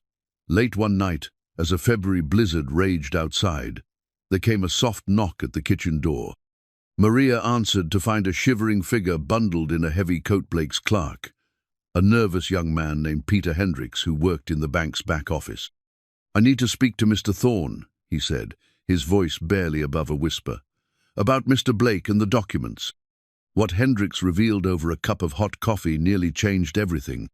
As Blake's clerk, he had been forced to participate in the document forgery, creating false records and backdating correspondence under threat of dismissal. His conscience had finally overwhelmed his fear, especially after learning that children might suffer if Blake's scheme succeeded. "I kept copies," he said, producing a leather satchel filled with papers. "The real documents and the fake ones. I thought someday it might matter." The evidence was damning. Original property records showed Gideon's exemplary financial management, while the forged versions suggested irregularities that had never occurred. Correspondence in Blake's handwriting was revealed to be fabricated, designed to create a false narrative of mental decline. "This proves they've been lying," Sadie said, hope rising in her voice. "It proves Blake's been committing fraud," Gideon corrected. "But we need to be careful how we use this information. Hendricks took a serious risk bringing this to us, and we can't expose him unless we're certain we can protect him." The final piece of their defense strategy involved the wedding itself. Rather than a small, private ceremony, they decided to make it a public celebration that would demonstrate community support while symbolically affirming Gideon's mental competence.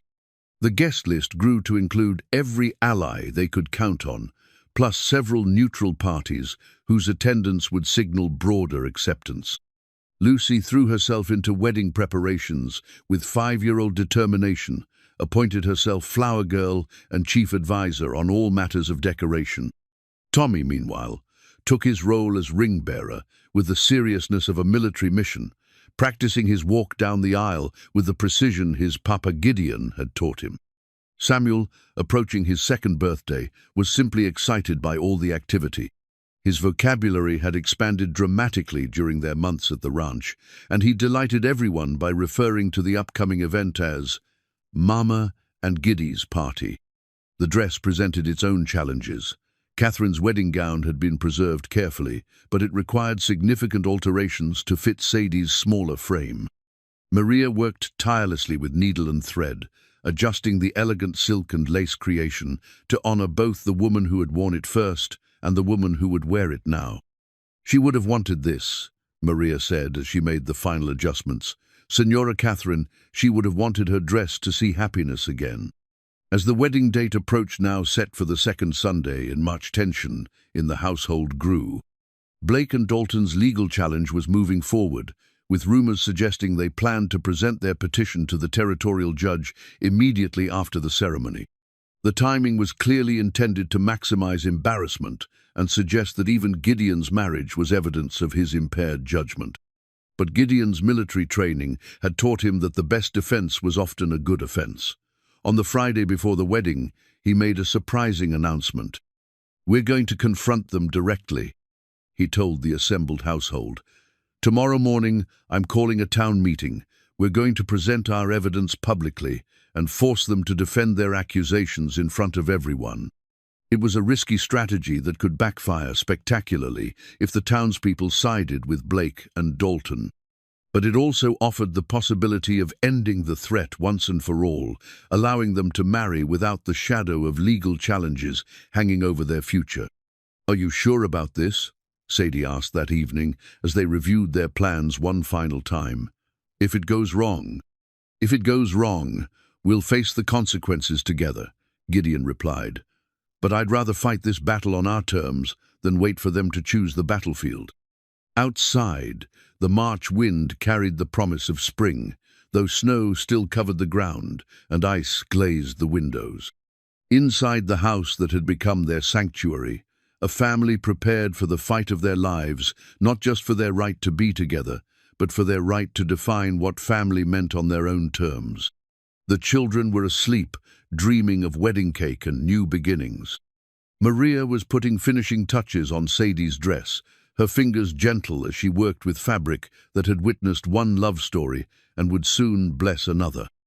And in the study, surrounded by military commendations and legal documents, Gideon planned his final campaign not against an enemy army, but against prejudice, greed, and the small minds that couldn't comprehend the transformative power of love freely given and gratefully received. Tomorrow would bring the confrontation they'd been preparing for. But tonight, they were still just a family, bound together by choice and strengthened by the challenges they'd already overcome. Whatever happened next, they would face it as they'd faced everything else together during a strategy session in his study. The burden of proof for declaring someone mentally incompetent is high, and my business records show consistent, profitable decision-making over many years. But he also warned that public opinion can influence judges, especially in territorial courts where politics matter as much as law. The morning of the town meeting dawned clear and cold, with the kind of crystalline air that made every sound carry farther than it should. By 10 o'clock, the church was fuller than it had been since Christmas, packed with ranchers, townspeople, and curious onlookers who had come to witness what everyone knew would be either vindication or destruction for one of the territory's most prominent families. Sadie sat in the front pew with the children, her hands folded carefully to hide their trembling.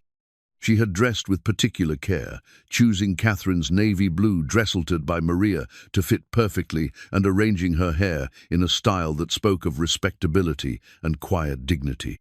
Beside her, Tommy sat with military straightness, unconsciously mimicking the bearing he'd observed in Gideon.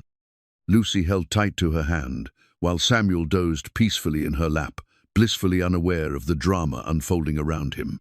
At the front of the church, Reverend Matthews had yielded the pulpit to serve as neutral moderator, though his sympathies were clearly with Gideon.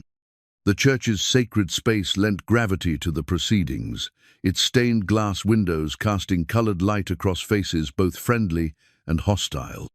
Blake and Dalton sat across the aisle, with their supporters a collection of men whose motivations ranged from genuine concern to simple resentment of Gideon's success. Blake wore his finest suit and carried a leather portfolio that undoubtedly contained the forged documents they intended to present as evidence. Dalton, never as smooth as his partner, fidgeted with obvious nervousness, his eyes darting frequently toward the exits as if already planning his retreat. When Gideon rose to address the assembly, the church fell silent. He had chosen to wear his best civilian clothes rather than his old uniform, but his bearing still carried the unmistakable authority of a man accustomed to command. In his hands, he held the leather portfolio containing his military service records, ultimate proof of competence and character. "Friends and neighbors," he began, his voice carrying easily to the back of the packed church, "I've called this meeting because lies have been spread about my character and my judgment. Rather than let gossip and innuendo poison this community, I prefer to address these accusations directly and publicly." A murmur ran through the assembly. This was not how such disputes were usually handled in Hollow Trace, where conflicts were more often resolved through intermediaries or simply allowed to fester in shadows. "Mr. Blake and Mr. Dalton have suggested that my recent actions offering shelter to Mrs. Mercer and her children, planning to marry her, and providing for their future indicate mental incompetence. They claim these decisions are evidence of impaired judgment brought on by grief or manipulation." Blake half rose from his seat. "Now see here, Thorne, that's not exactly—" "Let me finish," Gideon said quietly, but with such authority that Blake immediately subsided. "They have gathered testimony from various sources to support their claim that I am no longer capable of managing my own affairs. What they haven't told you is that some of this testimony is based on fabricated evidence." The murmur grew louder, and several people turned to stare at Blake, whose face had gone red with anger or embarrassment. "That's a serious accusation," Reverend Matthews said carefully. "Do you have proof?" In response, Gideon opened his portfolio and withdrew Peter Hendrick's carefully preserved documents. "I have original bank records showing my financial management over the past 5 years, alongside altered versions that Mr. Blake has been circulating to suggest irregularities that never occurred. I have genuine correspondence compared to fabricated letters designed to make my decisions appear erratic." Blake shot to his feet, his composure finally cracking. "Those documents were stolen from my office. This is theft, plain and simple." "No," came a quiet voice from the back of the church. Peter Hendrick stepped forward, his face pale but determined. "I preserved them because I knew what you were doing was wrong. You forced me to help create false evidence, Mr. Blake. You told me it was necessary to protect Mr. Thorne from his own poor judgment, but I knew it was really about money and land, and your jealousy of his success." The young clerk's testimony hit the assembly like a thunderclap. Here was someone with intimate knowledge of Blake's activities, confirming what many had suspected, but none had been willing to voice. "You're lying," Dalton shouted, rising to stand beside Blake. "This is all fabricated to cover up the truth that Thorne's lost his mind and is being manipulated by that woman." The insult to Sadie sparked immediate response from the church. Several men rose from their seats, their faces dark with anger at the slur against a woman who couldn't defend herself in such a setting. But before anyone else could speak, an unexpected voice cut through the tension. "Mr. Dalton," Tommy said, standing up in the front pew with 8-year-old dignity, "you're wrong about my mama, and you're wrong about Papa Gideon." The child's clear voice carried perfectly in the silent church. Every head turned toward him as he continued with the fearless honesty that only children possess. "Papa Gideon isn't crazy. He's the smartest man I know. He taught me about horses and cattle and how to be honest even when it's hard. He reads to us every night, and he never gets mad when we make mistakes. And my mamashe's not trying to trick anybody. She works harder than anyone, and she makes sure we mind our manners, and she cries sometimes when she thinks we're not looking because she misses my real papa, but she's happy too because Papa Gideon takes care of us. The simple sincerity of the boy's words carried more weight than any legal argument. Several women in the congregation were openly weeping, and even some of the men who had come prepared to support Blake and Dalton looked uncomfortable with the accusations against a family that included such obviously well-cared-for children. But Blake wasn't finished. Desperation made him reckless as he saw his carefully constructed case crumbling around him. "The boy's been coached," he declared. "Children can be taught to say anything. The fact remains that Gideon Thorne has undergone a complete personality change. The man who was once the most independent rancher in the territory is now dancing to the tune of a woman who appeared out of nowhere with a convenient sob story and 3 hungry children." "Is that what you think happened?" Gideon asked, his voice deadly quiet. "That Mrs. Mercer somehow orchestrated our meeting, that she arranged to be found destitute and desperate so she could manipulate me into helping her?" "I think opportunists come in many forms," Blake replied, regaining some of his confidence. "And I think grief can make even strong men vulnerable to exploitation." It was then that Gideon played his final card. From his portfolio, he withdrew his military service records, spreading them across the makeshift table that had been set up near the pulpit.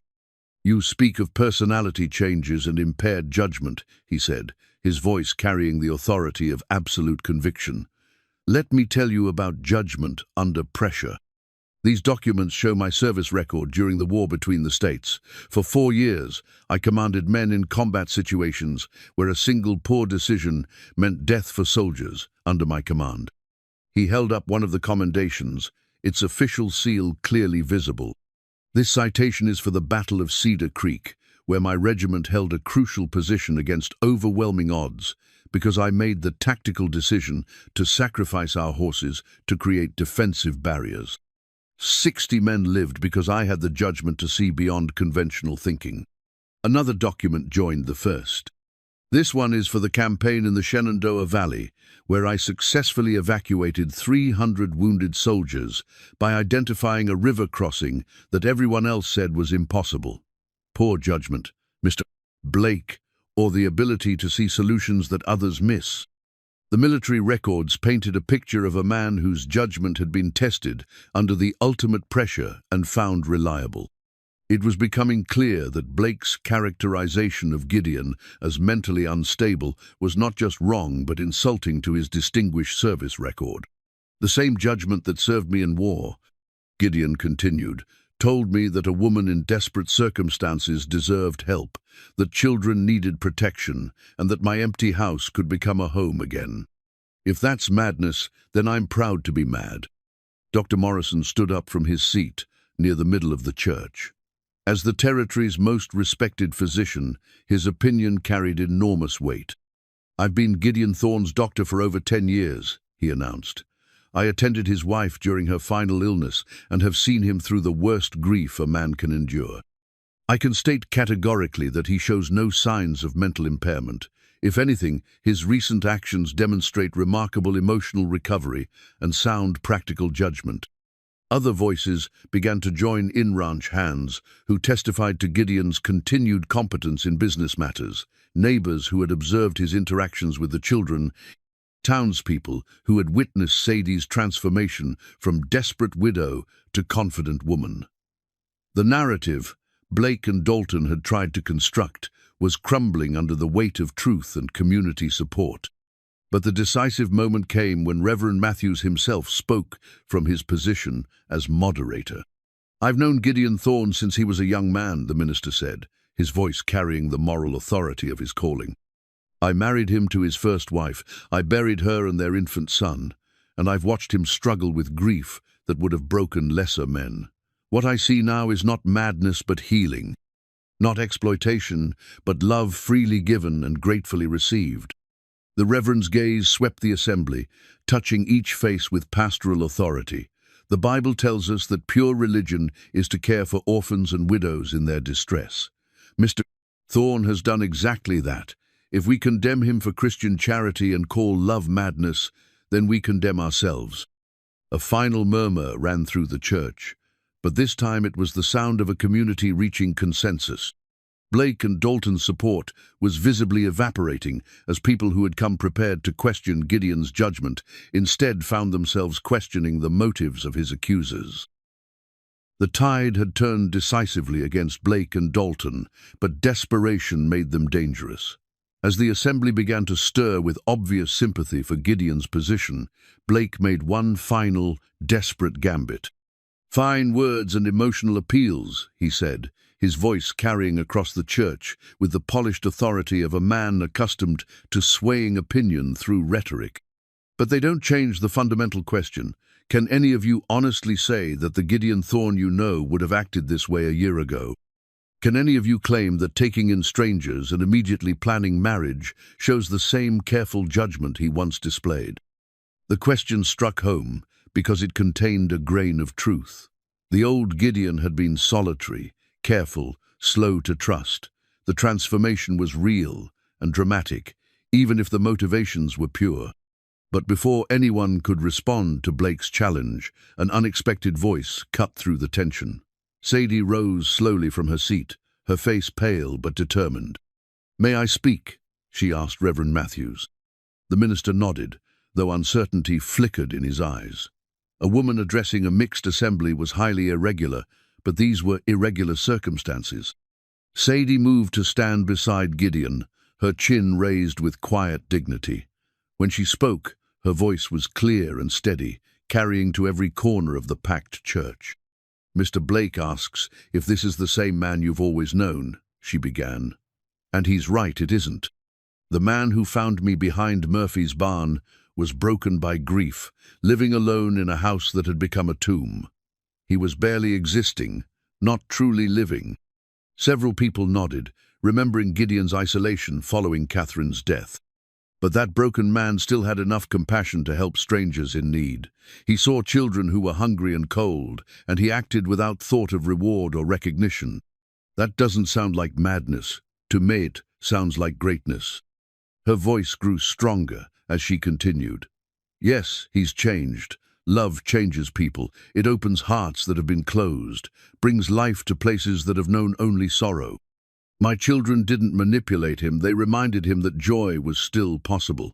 I didn't scheme to trap him, I simply showed him that his capacity for love hadn't died with his wife." Blake tried to interrupt, but Sadie's clear voice overrode his protest. "You want to know about judgment? Let me tell you about real judgment. When my husband died and left us with nothing, I had to make choices no woman should face. I could have sent my children to the orphanage and tried to start over alone. I could have accepted charity that came with shameful strings attached. I could have given up entirely." Tears glistened in her eyes, but her voice remained strong. "Instead, I chose to fight for my family's survival, even when it meant hiding behind buildings and hoping no one would notice us. I chose to accept help from a man who offered it freely, even when my pride screamed against it, and I chose to love again, even knowing it meant risking my heart." She turned to face Blake directly, her gaze unwavering.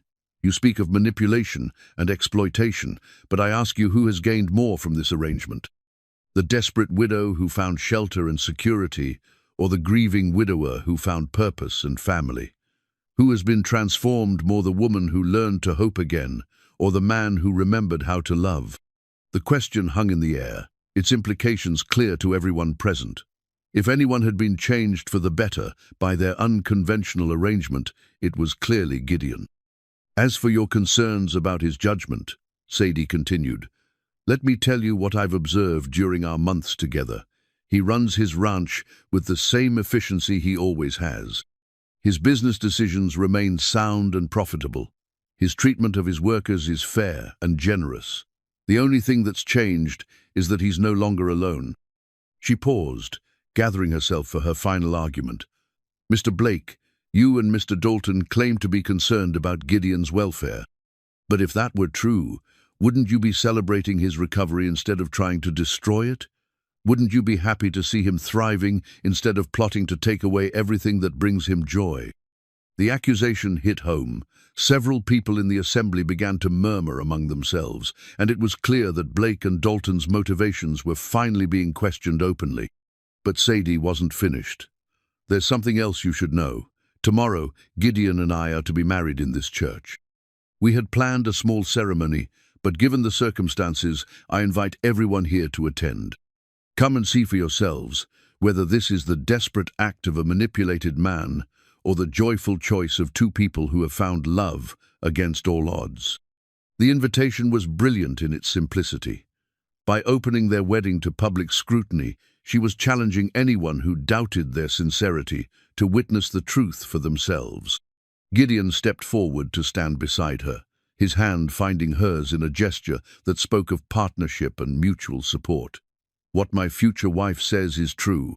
Our wedding will be tomorrow at 2 o'clock, and all are welcome. Judge for yourselves whether this is madness or simply two broken people helping each other heal." Reverend Matthews rose from his seat, his face bright with obvious approval. "In that case, let me share some good news with this assembly. It will be my great honor to perform the ceremony that unites Mr. Thorne and Mrs. Mercer in marriage. I can think of no better response to these unfounded accusations than a celebration of love and commitment." The minister reached into his vest pocket and withdrew an official-looking document.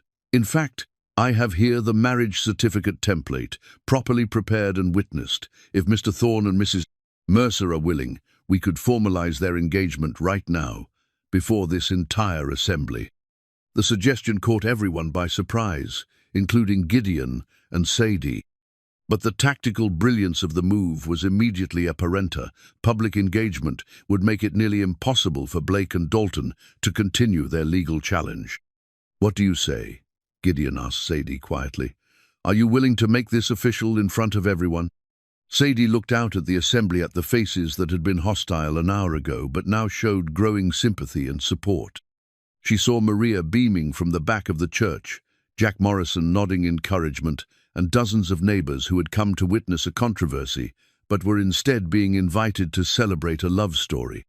"Yes," she said clearly, her voice carrying to every corner of the church. "I am." What followed was unprecedented in Hollow Trace's history. Reverend Matthews called for witnesses as he produced the engagement documents, and person after person came forward to sign their names in support of the union. Dr. Morrison signed first, followed by several prominent ranchers who had worked with Gideon for years. Even some who had initially been neutral or skeptical found themselves caught up in the moment's emotional power. As the signing continued, Blake and Dalton found themselves increasingly isolated. Their supporters had melted away, unwilling to continue opposing what had clearly become a community celebration. Finally, Blake himself stood to address the assembly one last time. "This is all very touching," he said, his voice tight with barely controlled anger. "But legal documents and public sentiment don't change the facts. I still believe—" "Mr. Blake," interrupted a voice from the back of the church, "I think you've said quite enough." All heads turned to see Harrison Webb, Gideon's lawyer from Cheyenne, standing in the doorway. The distinguished attorney had ridden hard through the night to arrive in time for the confrontation, and his presence immediately shifted the dynamic in the room. "Mr. Webb," Gideon said with obvious relief, "I wasn't expecting you. When I received word of these proceedings, I felt I should be here to represent your interests," Webb replied, moving forward through the assembly, "especially since I have some information that might interest Mr. Blake and Mr. Dalton." He reached into his coat and withdrew a thick folder. "You see, gentlemen, when you filed your preliminary petition questioning Mr. Thorne's competence, it triggered certain legal procedures. One of those procedures was an investigation into the evidence supporting your claims." Blake's face went pale as Webb continued. "That investigation has revealed substantial fraud in the documents you submitted. Forged bank records, fabricated correspondence, altered property deeds, intended to create a false narrative about my client's mental state." The lawyer's gaze swept the assembly before returning to Blake and Dalton. Such fraud is a serious crime under territorial law, punishable by significant fines and imprisonment. However, I'm authorized to offer you a choice. You can withdraw your petition immediately and leave Mr. Thorne and his family in peace, or you can face criminal prosecution for fraud and conspiracy. The threat was delivered with the calm authority of a man who held all the cards. Blake and Dalton exchanged glances, both clearly recognizing that their scheme had not only failed, but had exposed them to serious legal consequences. "This is preposterous," Dalton blustered, but his heart wasn't in it. "You can't prove." "Actually, we can," Webb interrupted smoothly. "Mr. Hendricks has provided extensive testimony about your activities, including detailed knowledge of how the false documents were created. Combined with the physical evidence and witness statements, we have more than enough to secure convictions." The silence that followed was profound. Blake and Dalton had gambled everything on their ability to destroy Gideon's reputation and claim his land. Instead, they had destroyed their own credibility and exposed themselves to criminal prosecution. Finally, Blake spoke, his voice barely above a whisper. "We withdraw the petition." "Excellent," Webb replied. "I'll file the appropriate paperwork this afternoon. And gentlemen, I suggest you consider this matter permanently closed." As Blake and Dalton slunk toward the exit, followed by their few remaining supporters, the rest of the assembly burst into spontaneous applause. The threat that had hung over Gideon and Sadie's future had been decisively eliminated, clearing the way for tomorrow's wedding celebration. But the real victory wasn't legal, it was personal. By standing together before their community and defending their right to love, Gideon and Sadie had proven that their bond was strong enough to weather any storm. They had faced down prejudice, greed, and legal challenge, and they had emerged stronger for the experience. As the church began to empty, people approached to offer congratulations and confirm their attendance at tomorrow's ceremony. What had begun as a confrontation had become an engagement party, complete with community blessing and legal protection. Tommy tugged at Gideon's coat, his young face bright with excitement. "Papa, Gideon, does this mean they can't make us leave?" "No one can make us leave," Gideon confirmed, lifting the boy so they were eye to eye. "We're family now, officially and permanently." "Forever?" Lucy asked, joining them with Samuel in her arms. "Forever," Sadie confirmed, her heart full to bursting with love and relief and anticipation for the future they would build together. Outside, spring was beginning to touch the mountain air with warmth and promise.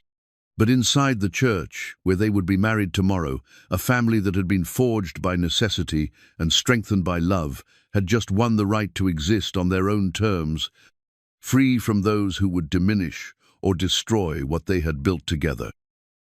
6 months after the wedding that had become the talk of 3 counties, autumn painted the Thorne Ranch in shades of gold and crimson that took Sadie's breath away every morning when she stepped onto the porch with her coffee. The changing seasons had brought their own rhythm to the family's life, and she marveled at how naturally they had all settled into their roles. The kitchen window framed a scene that never failed to warm her heart. Tommy working alongside the ranch hands as they prepared the cattle for winter, his 10-year-old frame still small but his confidence unmistakable. He wore a hat identical to Gideon's and carried himself with the same quiet authority, earning the respect of men 3 times his age through sheer determination and an eagerness to learn. Lucy had claimed the vegetable garden as her special domain, and her careful tending had produced a harvest that impressed even Maria. At 7, she could identify every plant by sight and had developed an uncanny ability to predict which vegetables would thrive and which needed extra attention. Samuel, now a sturdy 2-year-old, followed her everywhere, his chubby hands helping to gather vegetables that often ended up in his mouth rather than the basket. The painted portrait that dominated the mantel in the parlor captured them all in that golden October lighter family portrait that had been Gideon's surprise for Sadie on their 6-month anniversary. The artist had traveled from Denver specifically to paint the Thorne family, and his skilled brush had caught not just their likenesses but something deeper. Tommy stood beside Gideon with a hand on his stepfather's shoulder, while Lucy sat at Sadie's feet with Samuel on her lap. But it was the expressions the artist had captured that made the portrait special, the contentment, the belonging, the simple joy of people who had found their place in the world. "Makes us look like we've been a family forever," Tommy had observed when the portrait was unveiled, and Sadie had realized he was right. The formal arrangement couldn't hide the natural affection that connected them all, the way they unconsciously leaned toward each other, the shared smiles that spoke of countless private moments and inside jokes. The legal challenges that had once threatened to tear them apart had been resolved decisively. Blake had not only withdrawn his petition but had quietly left Hollow Trace entirely, his reputation in ruins after the revelation of his fraudulent schemes. Dalton, faced with the loss of his most powerful ally and mounting debts from his failed land grab attempt, had been forced to sell portions of his ranch to remain solvent. The irony wasn't lost on anyone that Gideon had purchased those same parcels at fair market value, extending his holdings while helping a former enemy avoid complete financial ruin. "Sometimes the best revenge is simply living well," Gideon had observed when the transaction was complete, and Sadie had fallen in love with him a little more for his gracious refusal to gloat over his enemy's misfortune. The ranch itself had prospered under their joint management. Sadie's practical experience, with stretching resources and making do, had complemented Gideon's business acumen perfectly, resulting in innovations that increased both efficiency and profits.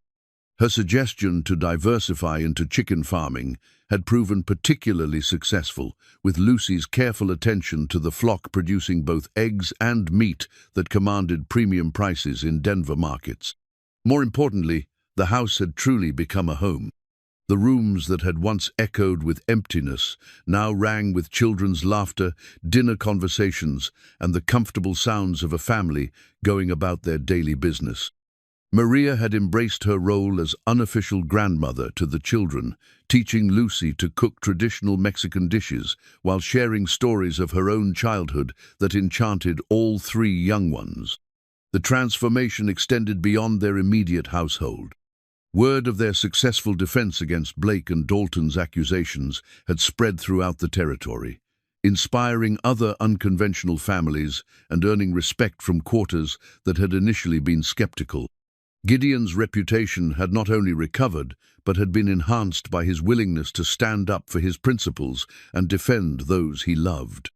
On this particular autumn evening, as Sadie watched Tommy help bring the cattle in from the far pasture, she reflected on how much had changed since that desperate October day when they'd hidden behind Murphy's barn.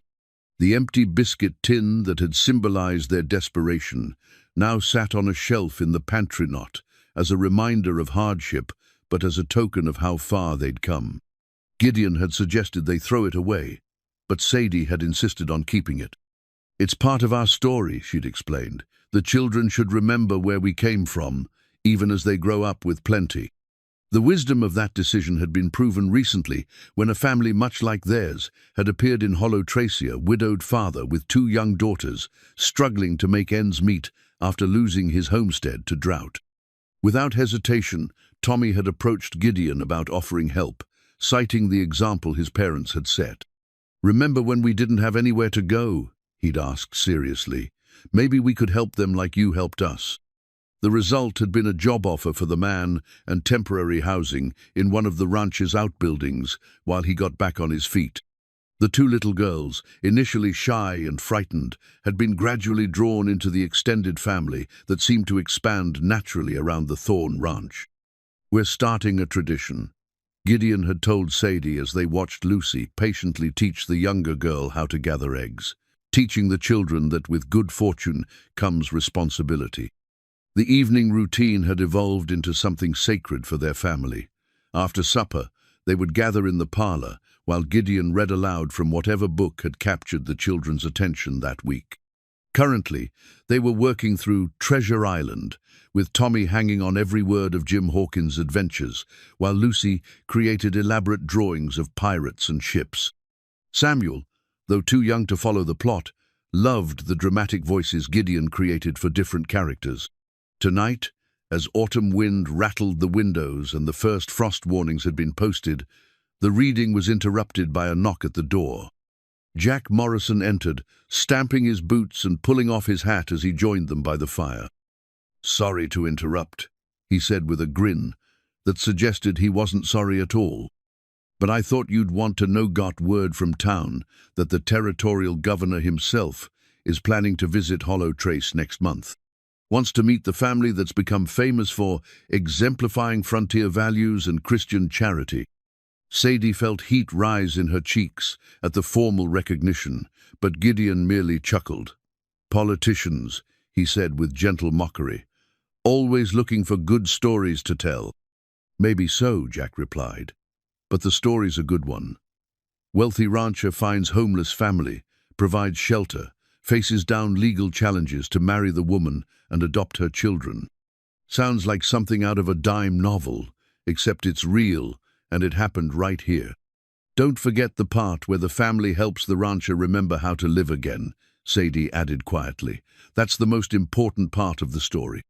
As Jack left and the children were tucked into their beds, Sadie and Gideon found themselves alone in the parlor for their customary end-of-day conversation.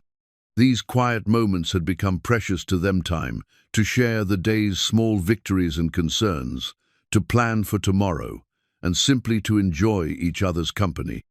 "Do you ever regret it?" Gideon asked, a question that had become something of a ritual between them. "Giving up your independence to marry a stubborn rancher?" "Every day," Sadie replied with mock seriousness, "especially when that stubborn rancher leaves his boots in the middle of the kitchen floor." Then her expression softened. "Do you regret taking in a desperate woman and her troublesome children?"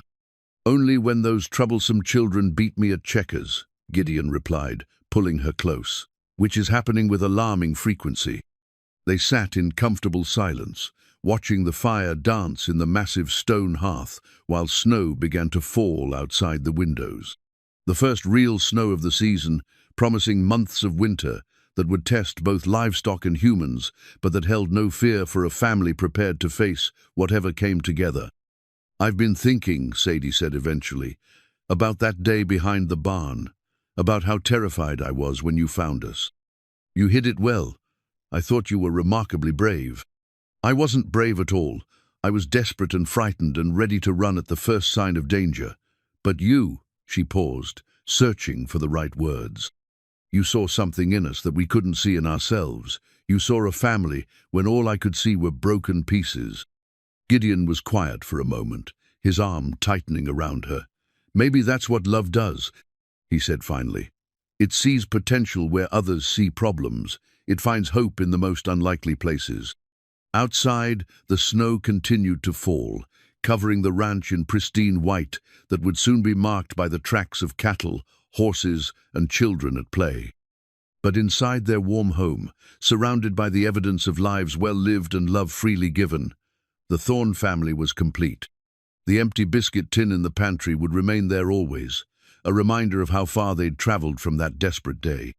But the family portrait on the mantel told the real story, not of charity given and received, but of hearts opened and lives transformed by the simple recognition that love multiplies when shared. That families are built not just through blood but through choice, and that sometimes the richest man in town isn't the one with the most land, but the one who knows a treasure when it climbs into his wagon, cold and afraid, and decides to stay. In years to come, the story would indeed be told and retold throughout the territory, the tale of Gideon Thorne, who found more than he gave when he offered 4 simple words to a desperate woman. "Get in my wagon now." But those who lived it knew the deeper truth, that the real miracle hadn't been the rescue itself, but the family that had grown from that single act of kindness, proving that real love, was always stronger than fear, more powerful than prejudice, and more lasting than any challenge the world could send their way.